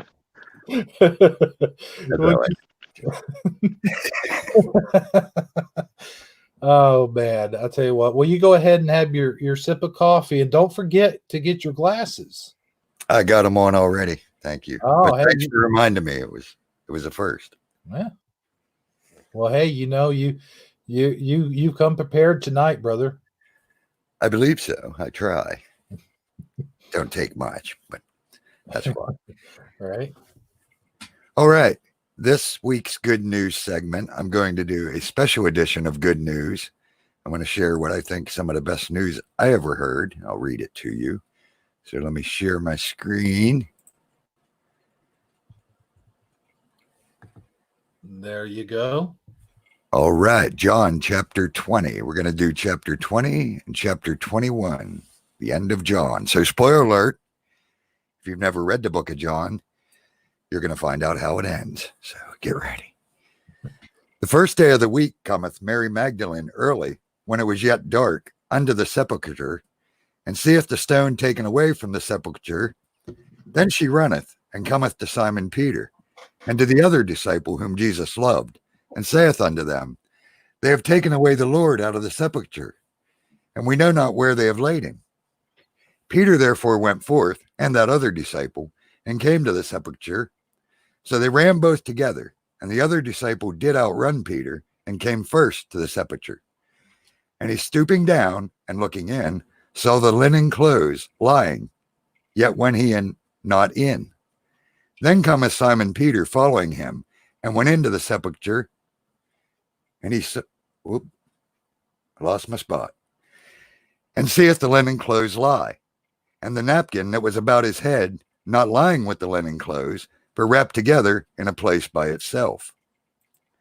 Then went in also that other disciple, which came first to the sepulchre, and he saw and believed.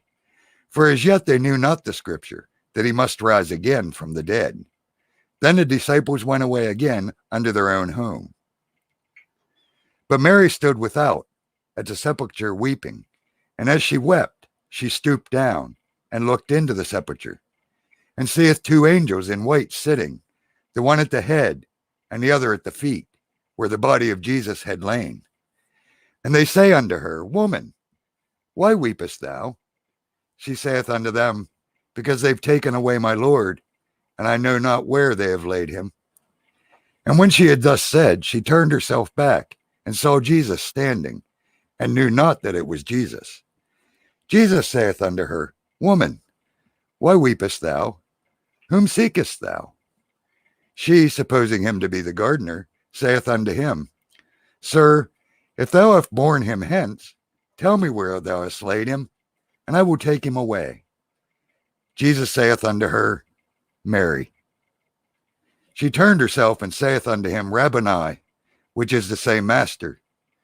Jesus saith unto her, Touch me not, for I am not yet ascended to my Father. But go to my brethren, and say unto them, I ascend unto my Father, and your Father, and to my God, and your God. Mary Magdalene came and told the disciples that she had seen the Lord, and that he had spoken these things unto her.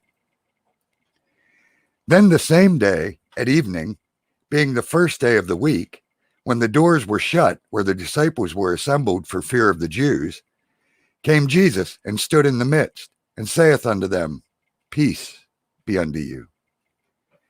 And when he had so said, he shewed unto them his hands and his side.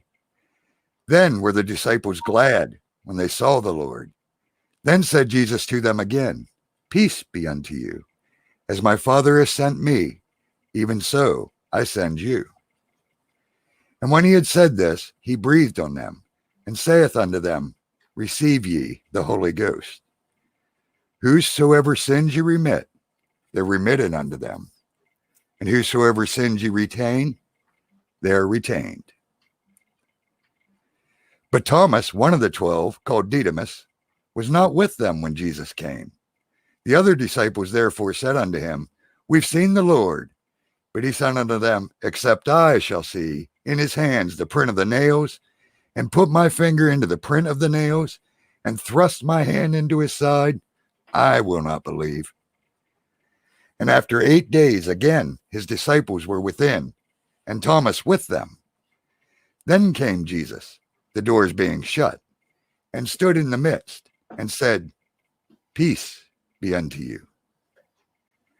Then saith he to Thomas, Reach hither thy finger, and behold my hands, and reach hither thy hand, and thrust it into my side, and be not faithless, but believing. And Thomas answered and said unto him, My Lord, my God.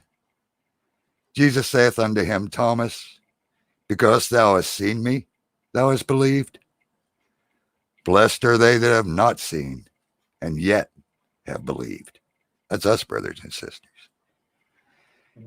And many other signs truly did Jesus in the presence of his disciples, which are not written in this book.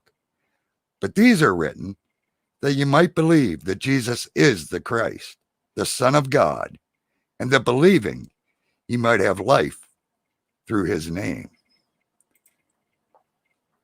Chapter 21. And after these things, Jesus shewed himself again to the disciples at the Sea of Tiberias, and on this wise shewed he himself. There were together Simon Peter, Thomas, called Didymus, and Nathanael of Cana in Galilee, and the sons of Zebedee, and 2 other of his disciples. And Simon Peter saith unto them, I'm gone fishing. They say unto him, We also go with thee. They went forth and entered into a ship immediately, and that night they caught nothing. But when the morning was now come, Jesus stood on the shore, but the disciples knew not that it was Jesus. Then Jesus saith unto them, Children, have ye any meat? They answered him, No. And he said unto them, Cast the net on the right side of the boat, and ye shall find. They cast therefore, and now they were not able to draw it for the multitude of fishes. Therefore that disciple whom Jesus loved saith unto Peter, It's the Lord. Now when Simon Peter heard that it was the Lord, he girt his fisher's coat unto him, for he was naked, and did cast himself into the sea. And the other disciples came in a little ship, for they were not far from land, but as it were 200 cubits, dragging the net with fishes. As soon as they were come to the land, they saw a fire of coals there, and fish laid thereon, and bread. Jesus said unto them, Bring of the fish which ye now have caught. Simon Peter went up, and drew the net to the land full of great fishes, 153. And for all there were so many, yet was not the net broken. Jesus saith unto them, Come and dine. And none of the disciples durst ask him, Who art thou? Knowing that it was the Lord. Jesus then cometh, and taketh bread, and giveth them, and fish likewise. This is now the 3rd time that Jesus shewed himself to his disciples, after that he was risen from the dead. So when they had dined, Jesus saith to Simon Peter, Simon, son of Jonas, lovest thou me more than these? He saith unto him, Yea, Lord, thou knowest I love thee. He saith unto him, Feed my lambs. He saith to him again the 2nd time, Simon, son of Jonas, lovest thou me? He saith unto him, Yea, Lord, thou knowest that I love thee. He saith unto him, Feed my sheep. He saith unto him a 3rd time, Simon, son of Jonas, lovest thou me? Peter was grieved, because he said unto him the 3rd time, Lovest thou me? And he said unto him, Lord, thou knowest all things. Thou knowest that I love thee. Jesus saith unto him, Feed my sheep. Verily, verily, I say unto thee, when thou wast young, thou girdest thyself, and walkest whither thou wouldest. But when thou shalt be old, thou shalt stretch forth thy hands, and another shall gird thee, and carry thee whither thou wouldest go. This he spake, signifying by what death he should glorify God. And when he had spoken this, he saith unto him, Follow me. Then Peter, turning about, seeing that disciple whom Jesus loved following, which also leaned on his breast at supper, and said, Lord, which is he that betrayeth thee? Peter, seeing him, saith to Jesus, Lord, what shall this man do? Jesus saith unto him, If I will that he tarry till I come, what is that to thee? Follow thou me. Then went this saying abroad among the brethren, that the disciple should not die. Yet Jesus said not unto him, He shall not die. But if I will that he tarry till I come, what is it to thee? This is the disciple which testifieth of these things, and wrote these things. And we know that his testimony is true. And there are also many other things which Jesus did, the which, if they should be written every one, I suppose even the world itself couldn't contain the books that should be written.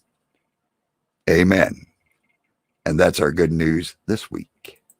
Well, I got to tell you something, brother. When I first started my Thursday Thursday, I came to you and I asked for advice. What Bible readings should I start with? And you said, "Well, if I were you, I always recommend John." And I'll tell you what, man, I did that, and I had Thursday Thursday after Thursday Thursday, and I think finally finished John. And I got to tell you, that was the first time I think I ever read um, one. I don't know what they call them, not scriptures. An entire chapter. I guess not chapter, but you know what I'm saying, like an entire thing all the way through. I've read them in short bursts. John, Matthew, Mark, Luke, Thomas, all of those in short bursts, but I've never Thomas actually ain't in read. the Bible, brother. Huh? Thomas Oh, ain't in the Bible. wait. Oh, I'm thinking about the other books. Um, but no, that was John was the first one I ever finished all the way through, and I got to thank you for that, man. I did something and I saw it through, and then I started on Matthew. I need to stick with one each month, I think, and then I'll read them all the way through until I get done with the first test. The first, I always want to say first, the New Testament. And you know what? I'll tell you another thing real quick before you get on to your second news. There is Uh, no second news. That was the special good news this week. There ain't much better. oh, okay, yeah. Yeah, I mean, how would you follow that up with anything better? I don't know. I don't know. But no, me and my wife FaceTimed earlier and we watched Jesus of Nazareth. And I love that movie. That's one of my favorite movies, dude. And there's the part in Jesus of Nazareth. I was going to show it here, but I don't know. I got in trouble for that once already, showing Jesus of Nazareth. But the clip where he's given the Sermon on the Mount, you know what I'm talking about. But he does. That's one of my favorite clips. There's that one, and of course when he's on the cross and he's saying the prayer that he says, and then he prays for that guy, the other guy that's next to him. That's one of my favorite deals. Like it just goes to show you the passion, the compassion that Jesus had. He's up there on the cross after suffering all that vicious torture and beating that he suffered, and had to carry it all the way up there to the hill there, and he carried, he went through all that, and he's there dying, and on his last breathing words, he took some time out and actually comforted the guy next to him, who I guess the guy said we deserve to be here and whatnot. But I just, that's an amazing, uplifting story for me. And I know a lot of people don't like to think about Christ being on the cross, and it's very disheartening and stuff like that. But if you get there is some good that comes out of it. And I'll tell you, we were talking about that backstage about Good Friday and how people say, "Oh, joyous, glorious Good Friday, celebrate it, yada yada." But it isn't really. I mean, it is something to celebrate, but it isn't. But if you look at some of the good that did come out of it, then you can celebrate it. And also, if you just keep in mind that ultimately, when he comes through the end of it, 3 days later, he's victorious. So, I just wanted to throw that in there. Some of my favorite things that's said, and that comes out of the Bible, and it's out of that movie Jesus of Nazareth too. So anyway, what are your guys' thoughts about that? I want to get all of your opinions. It's my opinion is ditto. I mean, back when we first started doing Shifty Sunday, Armor gave me the same advice to start with John. And to be honest with you, that's besides, picking and choosing, just randomly opening my Bible here and there to see what page I might find, because that's the way I've been approaching it. The first thing I did, though, when I got the Bible was I read through John. and just hearing Armor say it, it made it so much easier for me to imagine it because the way he did the inflections on his voice. For some reason, when I read all these ye's and now's, my brain doesn't process it for whatever reason. I guess it's because I don't read a lot of books that have that kind of prose in them. But hearing Armor use his voice inflection and it kind of it differentiated between who was speaking when and how and what context they were using it. It made it make a lot more sense to me. But yeah, ditto. I mean, once I finished that, it was it made it things started to click more than they had ever clicked before. And I want to thank you first of all for sending me the Bible again, Armor, and also for recommending that, because it was a great way to kind of dive right in, so to speak. Oh, absolutely. I love sending people Bibles. And I always forget to mention that. If you need a Bible, shoot me an email. I'll mail you a Bible. Because I'm more than happy to give anybody a Bible. And I always recommend John because it's just my favorite book. I mean, John, the reason I recommend John so much all the time is because John basically, unlike all the other, well, first of all, John was a disciple. He was there. It's a first-hand account. It's not a second-hand account or a third or a fifth. It's a first-hand account. John was with him. Even when he took a few, it was always Peter, James, and John. So John was like an inner circle of Jesus. One of the top three, one of the ones that got to hear more than all the other ones, other than Peter and James. They all got to see and hear many other things that the other ones didn't. So I always recommend John for that reason. Plus, John, in my opinion, just shows the divinity of Jesus. I mean, it starts out the gate. In the beginning was the Word was with God. The Word was God. So it just, out the gate, make sure you understand who Jesus was all through it. I mean, it just shows the pure power, divinity, in my opinion, that Jesus has, much more than the other ones. But they're all good. But I always recommend John first. Absolutely. Yeah, and don't read John and say, all right, I got John. Now let me go here. Because I'll guarantee you, and I'm not trying to be arrogant or anything else, but I guarantee you don't.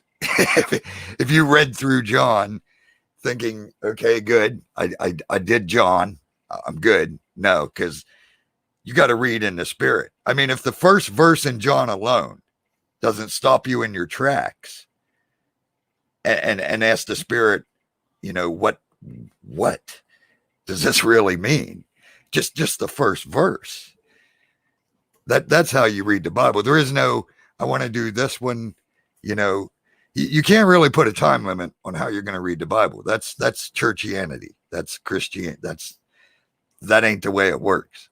You've got to go to the Spirit. And the moment your mind questions something you just read is a sign the Spirit wants you to dive deeper.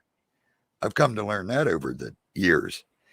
Anytime my mind questions something, I don't just go with the flow of oh, well, this church says this or this church says that, or I heard this pastor say this. No, if my mind's questioning it, I've come to realize the Spirit's trying to teach me something. So then I'll start, some would call it meditating, some would call it praying, whatever. I just start asking the Father, okay, what are you trying to show me in this verse? And I do my Bible readings on my channel. I try to keep up with them. Little behind, but I read through the Bible and then I go back over and I sort of recap and I share things that the Spirit has showed me over the years about what these verses are saying. Just, to sort of how it works. That's what you got to do. You can't just read it. You've got to want it. You've got to. And I might be not saying this, articulating this correctly, but basically, I mean, not just on what you're hearing, but just in my personal experience from what little reading I have been doing, I've noticed them. It sometimes seems like on purpose, there's certain phrases that are worded in a specific way to leave, I don't know how to put it, a slight variance or a slight, there's room for you to apply the message to your individual circumstances, to your individual struggle, where you might read it and interpret where it might apply to you in a different way than it can apply to a different person's journey or a different person's struggle. It's the same message, but it just can be interpreted in a slightly different way, because that's how you personally can relate to it versus how somebody else's journey may give them the ability to relate to it in a slightly different manner. Am I making sense, or am I being too vague? No, absolutely. And that's why I stress so much it's a personal relationship. No man can teach you what the Father wants you to understand about his Son. Only the Spirit can. It ties right back into what we was talking about earlier with our different jobs and our different gifts. We are not, Father didn't make us so that we could all come and be a robot type Christian. No, some are called to be warriors, and it ties into with, I believe it was Alone that said it, that don't worry so much about being a warrior. You might not be supposed to be a warrior. You might be a watchman. You might be someone to bring joy with happy comedy or whatever. I mean, you may not need to be a warrior. Whatever you're meant to be, though, only the Father knows what he wants you to be. Only the Father knows what gifts he has for you. So you have to read it yourself. You have to listen to what the Spirit's showing you. And yes, a lot of times it won't be the same thing it's showing me or anyone else, because it don't have to do with our line of work, would be the easy way to put it. An accountant doesn't have to learn geometry. You know what I'm saying? A biologist don't have to learn accounting. So they're not going to read the same messages. The Bible is a living word, as I believe it's Jennifer said. That's the whole point. And Jesus himself said, I talk this way so that everyone doesn't get it. That's why we're told to seek and ask and knock. You can't just read it and by some magic power, now you're a Christian. Well, that's what most of them think. They're going to get a shock in the end because they don't even know Jesus. You know, he said, "Oh, get away from me. I never knew you." He ain't talking to non-believers. He's talking to them lukewarm people. They really thought they were serving Jesus. They did all kind of awesome stuff. Cast out demons, healed people. They were doing all kind of stuff. Yet he never knew them because they never knew him. They knew what the preacher told them about him. They knew what grandma told them. They knew what Uncle Bob told them. They knew what the guy in the corner told them. But they never knew him. They never took the time to sit and be with him and read about him and learn him. That's what it takes. So don't worry so much, back to your question a long time ago, about how to get ready for the spiritual battle. You may not be called to that. That's why we have brothers and sisters who are called to that, to protect the sheep, to help the others. You might be called to pray for us. You might be called to make us laugh. You might be called for many things in the kingdom. Warrior's just one job. Watchman's just one job. Healer's just one job. Teacher's just one job. Don't worry so much about how to be this, because now you've already chose your will over the Father's. You might not be meant to be that. You just get with the Father. Find out what he means for you to be. It's usually not what you expect or necessarily want. I never wanted to be talking to people. Honestly, I've said it many times. I am not a public speaking person. Never. Here I am. I'm putting out videos. You know, none of this was my will. My will was to heal people. I mean, if we want to get right down to it, who don't want to be the guy that can go around and heal everybody? You know, that's the gift I want to. Give me healing. Long time it took Father to pound in my head. That ain't it. You know, not saying I can't heal someone if the moment arises. That I mean, the Father will give us gifts as we need them. I'm not saying just because I'm not a healer don't mean I can't heal. Just because I'm not a prayer warrior don't mean I can't pray. Just because I'm not a watchman don't mean I don't pay attention. But my main gift, obviously, according to what Father seems to want me to do, is sharing, teaching, shepherding, whatever you want to call it, talking to the people, answering questions, sharing the truth that he shows me. That's what I'm called to do. Not at all what I wanted to do. So don't worry so much how to be a warrior, how to be a watchman, because you got to figure out what you're supposed to be before you can be it. We can't choose our gift. It says right in there, the Spirit chooses who he will give them to. It's up to him. We don't get a choice. That ain't the way it works. It's his will, not ours, period. That's it. There is no other way. It's his will. If he tells you to do this, you do it. You figure out what it is. Some people have the gift of drawing. Makes people happy with their art. That's a gift. That might be what you're called to do. A warrior might need that picture that you drew on the wall of a battling angel or whatever. Do you see what I'm saying? Don't worry so much about how to be this.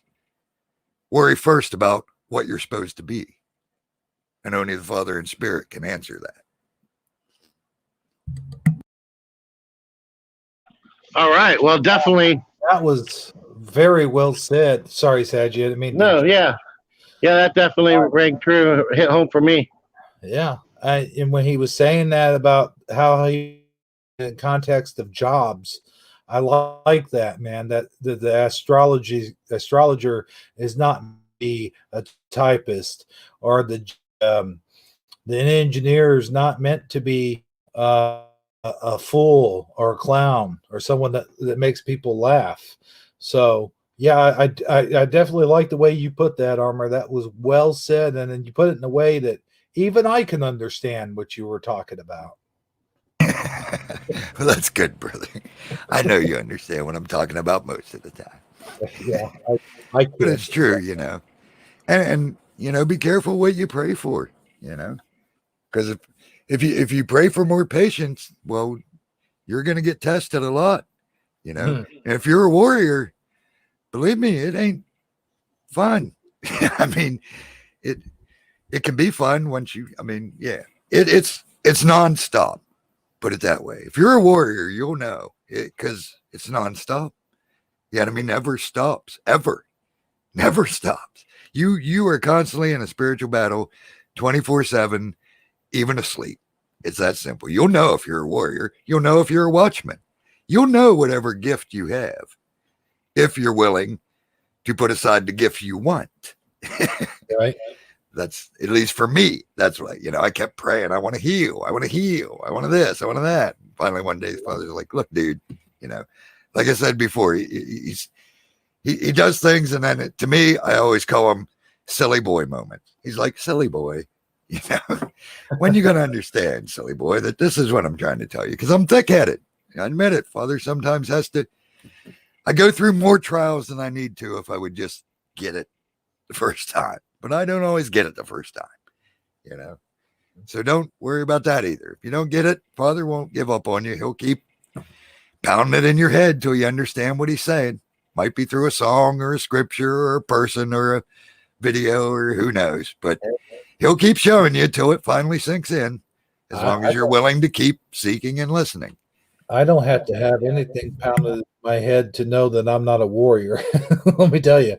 I try to be. I'd like to be, but more than anything, I do like making people laugh.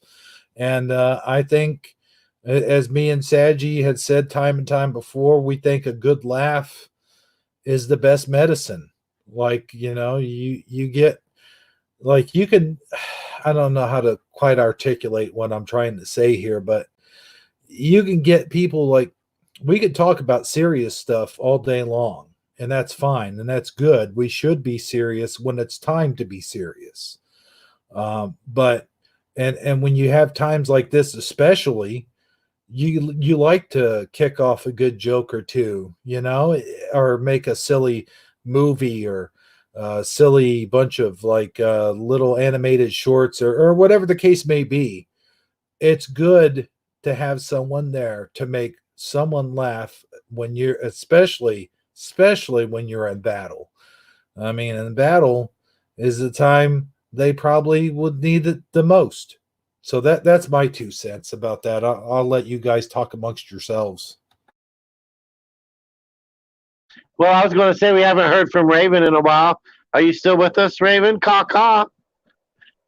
You must be out of coffee. You're breaking up. What did you say? Am I here? Hello? Ah, there's a voice. There she is. You're still here, huh? I think so. I don't know. Yeah, it sounds like it. We found you. Yeah, it sounds like you were out riding on a comet or something. So, you any thoughts on any? We haven't heard from you. I thought I'd give you a chance to chime in. I like joining Peter. I'm sorry. She's really Rayven. Your microphone. There's something going on there. You're really breaking up bad. Yeah, it's my internet. It's about to crash, I think. That's a lot better. Yeah. No, I was just saying. Ooh, Well, Ebro, while she figures out her microphone, did you have any other things you wanted to discuss or topics you wanted to bring up? Well, not at the moment, but I did want to. There was something I was wanting us to plug, but yeah, hey, before I forget, Lorraine Lamore, huh? I'm sorry, come in. Nobody said nothing. Oh, okay. Lorraine Lamore brought up a good contest idea the other day. I think it was last night, actually. On last night's show. Yeah, it was last night. You're right, Sagi. Thanks for that. And the name of the contest, and she even said that she would the winner of this contest, She wants to sponsor the contest. She would yeah, that's right. She would sponsor the contest. And the name of the contest is, can everyone guess what Sagi looks like? Anyone that's never seen Sagi is eligible to enter the contest. I've seen Sagi, and I'm pretty sure the rest of the panel has too, but I've never seen Sagi. never? Not once? Not that I can recall. Huh. Okay. Well, I guess you're eligible. And Rayven, have you ever seen Sagi? Oh, she says she has seen Sagi. Okay, in the comment. Okay. So yeah, what we're gonna do is we're gonna let it go on for a good month or so. You guys could put in your entries. Now what the contest is, you draw a picture. Anyone that could draw a picture, or submit a picture to my email. If you can't draw a picture, then I guess you have to try to find an image or a picture of somebody that you think would look like me, like a doppelganger or something like that, I guess. But well, no, she says in the chat, draw Sagi. So you have to draw. okay, you have to draw me then. That's what it is. I guess even if it's just a stick figure caricature, if those are your drawing skills. I could just imagine some of the entries we're going to get on this.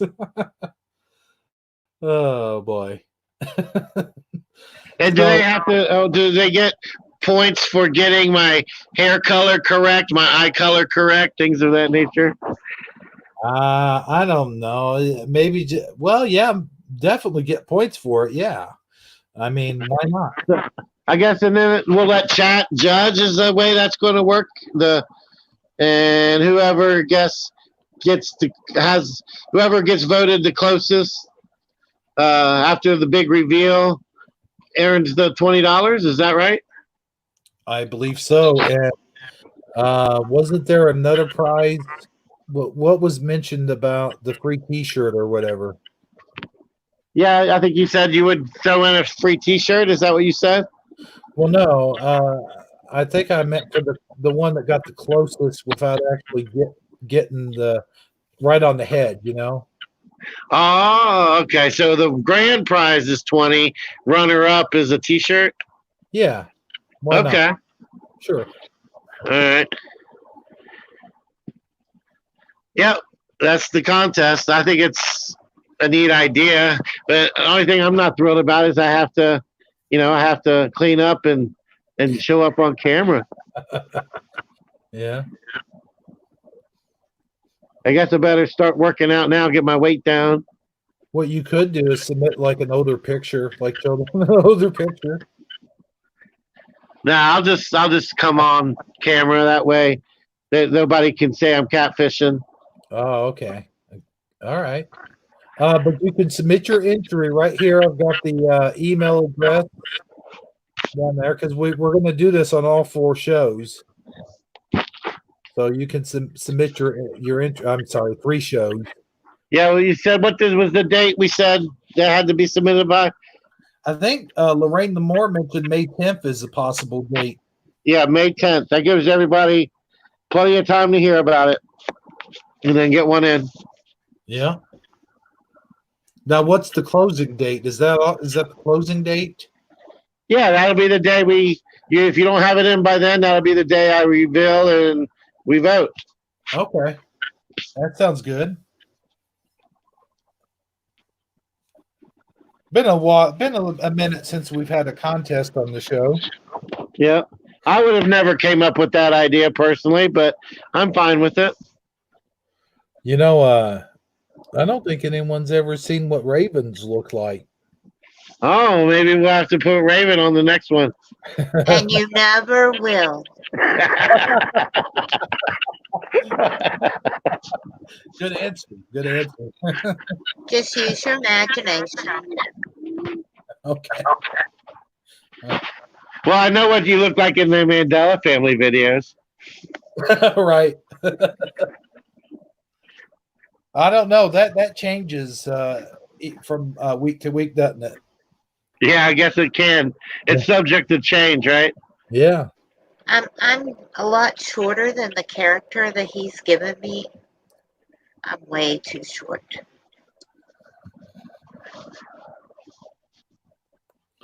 So you're saying you're vertically challenged?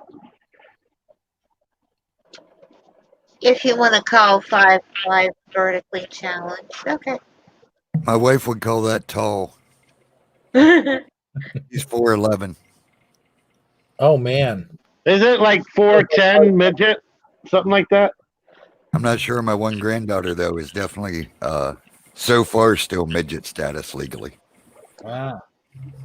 No, my wife is so short. It's so funny. I like to give her shit all the time for it sometimes. But like when we go to a store or something, be like, honey, can you?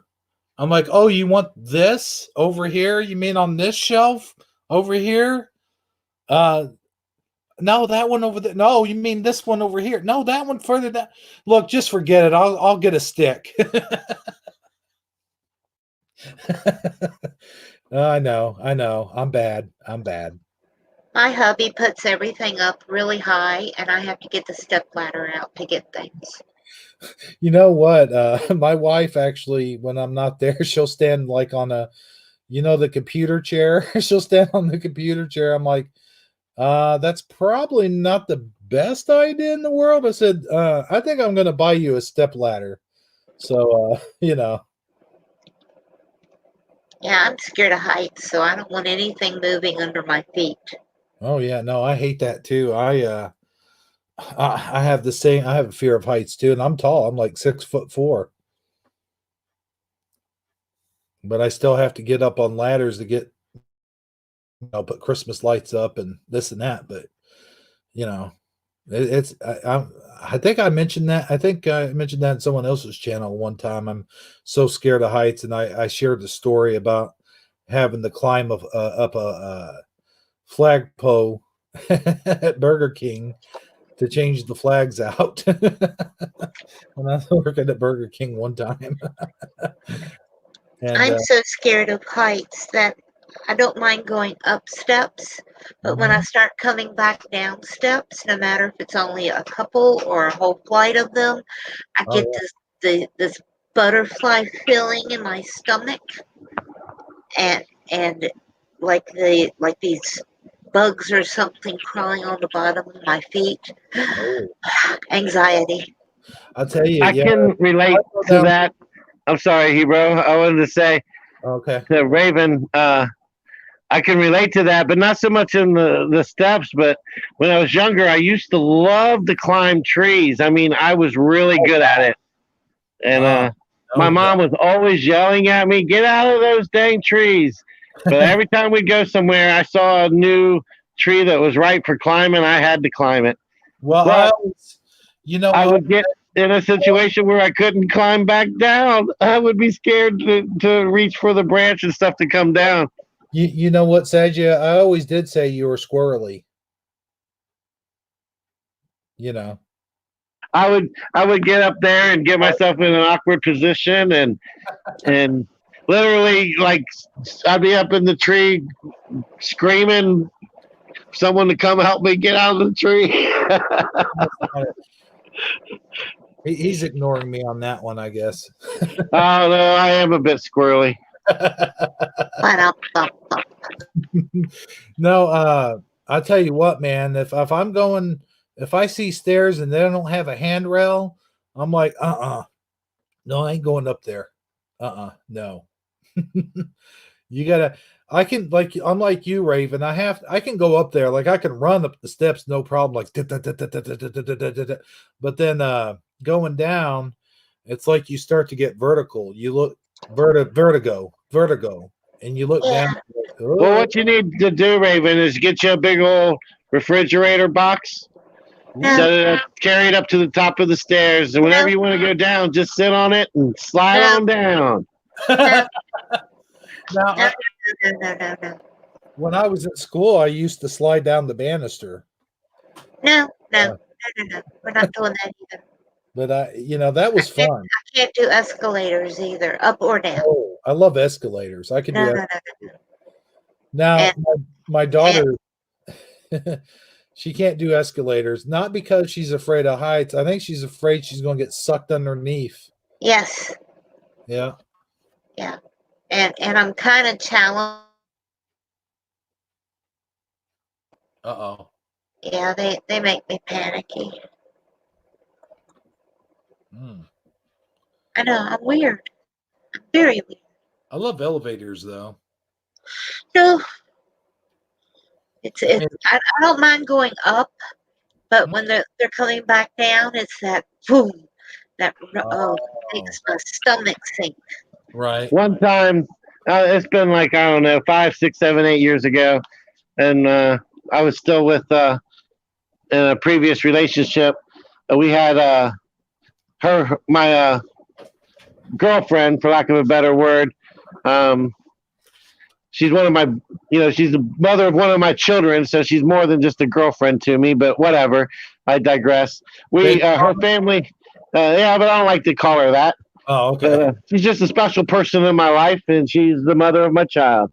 Okay. And when we were still together, her family had rented a chateau / log homes, one of those things where you rent like on the side of a mountain down there in the Smoky Mountains in Tennessee, where they have cabin. You know what I'm trying to say? And a cabin. Yeah, a cabin. And when we're trying to get up to it, all of a sudden we're going up a gravel dirt road, and the cliff, there's like, I don't know, 2 foot of ground off the side of the road, and then a, I don't know, 1,000-foot drop, on the right side of the car where on the passenger side. And she literally had to stop. She couldn't do it. She couldn't. Her nerve gave out. She couldn't do it. She stopped, and she she scooted over to the passenger side. I got out of the car and walked over, along the 2-foot gap with the 1,000-foot drop to get to the driver's seat, and had to drive us the rest of the way up because she was just so freaked out about that 1,000-foot drop being less than 2 feet away from the road. I just always remember that, how freaked out she got. That's what you reminded me of when you just said that. And then, of course, when I took off driving, I didn't go fast, but in her mind, you would have thought I was going 50 miles per hour because I was going 5. She's like, slow down, you're going to kill us. I'm like, just close your eyes and I'll have us there in 5 minutes. Did I lose you guys? Silence, crickets. Nope. We're here. All right. Well, that's about all I got. Anybody else got anything? What do you want to do here, bro? Do you want to wrap it up? You want to open the phone lines? It's your show. It's your. Yeah, I say we've talked about all your. Hello. Oh, sorry. Yeah, I say it's about that time. We can give this room one final shout out and start wrapping it up. What kind of shout out you want to give them now? You want to give them a good old country boy shout out? I don't gotta be proper. How about just a casual one? Can we get like a good old Southern country boy shout out, Armor? Oh, yeah. All right. Tonight here in the audience with us, we got Wake and Activate, y'all. She got the wrench. And we got Araceli. She just had to go to bed, getting late up there for her down in them pots. Michael Fontaine in the house. Michael Fontaine. Michael Fontaine. That old desperado Michael Fontaine in the house. Michael Fontaine. And we got, let me scroll up here. I got to scroll up a bit. We got Lorraine Lamoa. We got Janice Ames. Jennifer Richardson. Brother Suso in the house. Always a pleasure to see the Sus.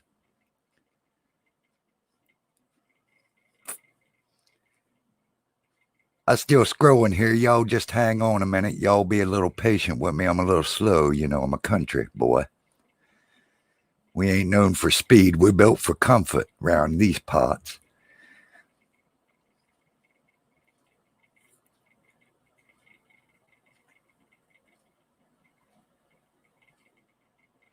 Oh, we have the JM in the house. Always great seeing JM, and brother Go Cop Bob was rolling by earlier.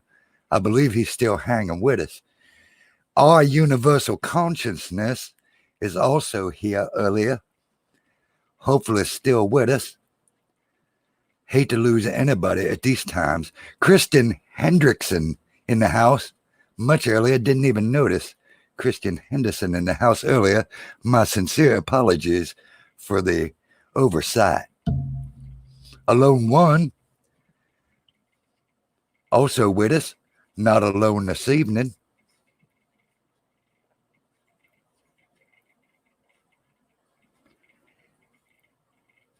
Eddie Van King Corona, who has some vans for sale. He says he has some used ones, and they give you a free mattress. Now, who don't want a free mattress for in your new used van? We have Eddie Von Keen. I believe he's a real one.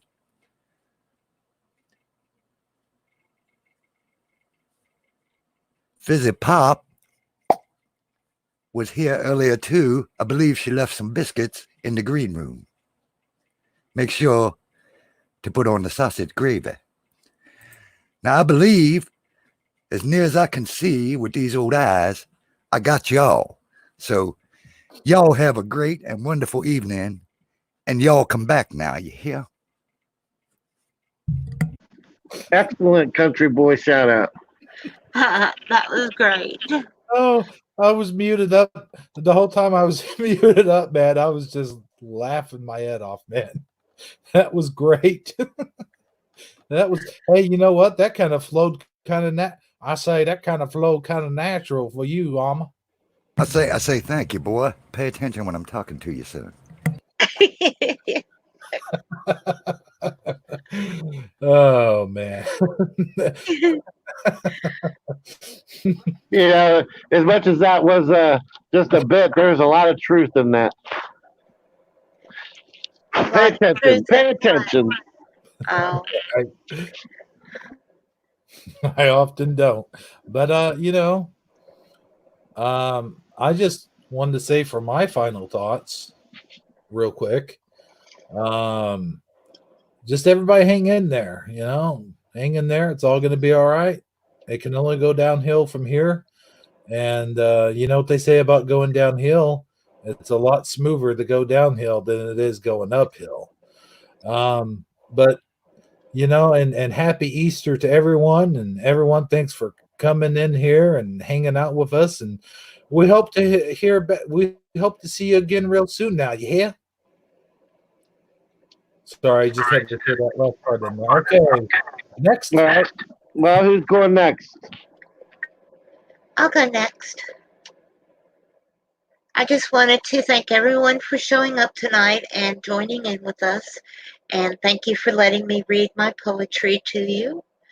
I also want to say, check out the wildlife. It's coming back because we're not all out there wasting their time and getting in their way. I saw tons and tons of squirrels and birds and a couple of I think one was a raccoon, and across the way down there drinking out of a water thing was a little baby deer earlier today. So the wildlife is out there. It's going to take back over because we're not bothering them. Anyhow, y'all have a blessed night. Happy Easter. And I'll see all of y'all next Sunday.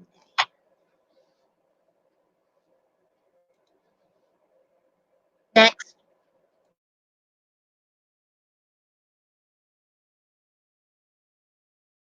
Crickets. All right, I guess I'll go next since there's crickets.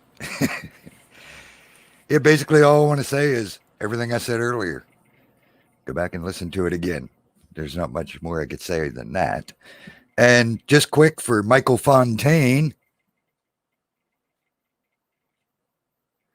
Real quick for Michael Fontaine. Michael Fontaine? Michael Fontaine. Michael Fontaine. We seem to have lost Sagi. He says, okay, Jerry Michael Fontaine. Yeah, I'm late. I'm sorry, guys. Okay, he said, Jerry Reed, armor up. All I can say to that is she got the gold mine. I got the shaft. Have a great evening, everyone.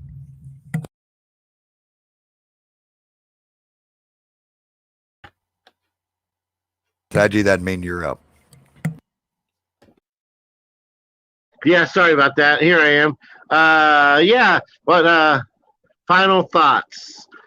Yeah, I'm hope that everybody had a pleasant Easter. I am thankful to I want to thank everybody here on the panel, Armor, for just being who you are, being the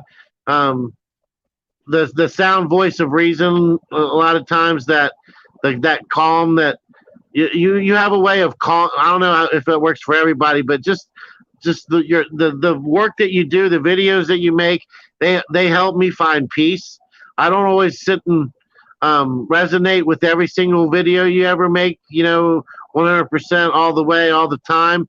But there's so more often than not, there's always some part of the message that really hits home with me and helps me find some type of serenity. And I want to thank you for being my friend and for making those videos and just for being part of, being part of everything. Just being here means a lot to me. It really does. And I want to thank you, Hebrew, for giving me the platform to come on here and do my rants and share my information that I want to share and just express my personality and give me an outlet to express myself. I want you to know that it means a lot to me as well, and you've become a really good friend to me. And Rayven, I'm glad to have you here. The your insight, your just another perspective. It's very valuable to me. I'm just glad to be part of it. I'm thankful for all of our listeners, everybody that shows up for chat. I've noticed our numbers are slowly starting to grow again. Not that it's really such a big deal, but when you put a lot of time and effort into something, you want it to be enjoyed by as many people as possible. So I'm always rooting for a larger audience, and I hope everybody can stay free from fear, free from anxiety, free from stress. Whatever is going to happen is going to happen. All we can do is get up every day, try to make the most of what we have, and do the best with it. Stay close to our friends and family members. Be there for anybody that may need some help. And just thank you, everybody, and I hope you have a blessed Easter, or have had a blessed Easter. Well said, Sagi. Well said. Well, from everybody here at the Shifty Sunday show, this has been Hebro77, your host, along with Armor Up and Rayven Hawk. Caw, caw. There we go. Sagittarically speaking. And Armor, do you want to play us out, or should I play what I played for our intro? I can play us out. Let me get it ready. All right, cool. Well, with that being while he's getting that ready, I real quick want to say Shell's Time Adventure. She put out a really cool video today. She's putting out some really good content. I am going to get her link really super fast and drop it in chat. Please, after the show, go to her channel and watch this video and leave her a comment. Leave her a comment that says that Sagi sent me. Give her a thumbs up, and please leave her a comment that says Sagi sent me. All right? Now give me 1 second to drop it in your chat room, Ebro. Only take me a second. I'm almost there. 1 Mississippi, 2 Mississippi, 3 Mississippi. All right, I did it.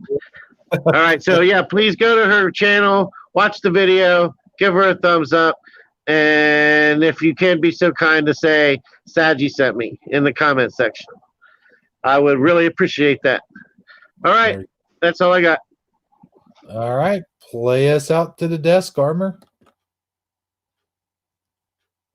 Oh, I need to take that down. Oh, there's no sound, brother. No sound whatsoever. It wouldn't be a Shifty Sunday without the tech issues. Right? S is for the S's that have disappeared. H is for Haas, it's changed, my dear. I is for incredible, lots of changes to our edibles. F is freaky, cause Mandela effects are all the buzz. And T is for time that's running fast. Y is for your memories, hope they last. If it's not a fun day, won't you join me Shifty Sunday? Shifty Sunday for Emmys. Shifty Sunday, if you please. That's all, folks.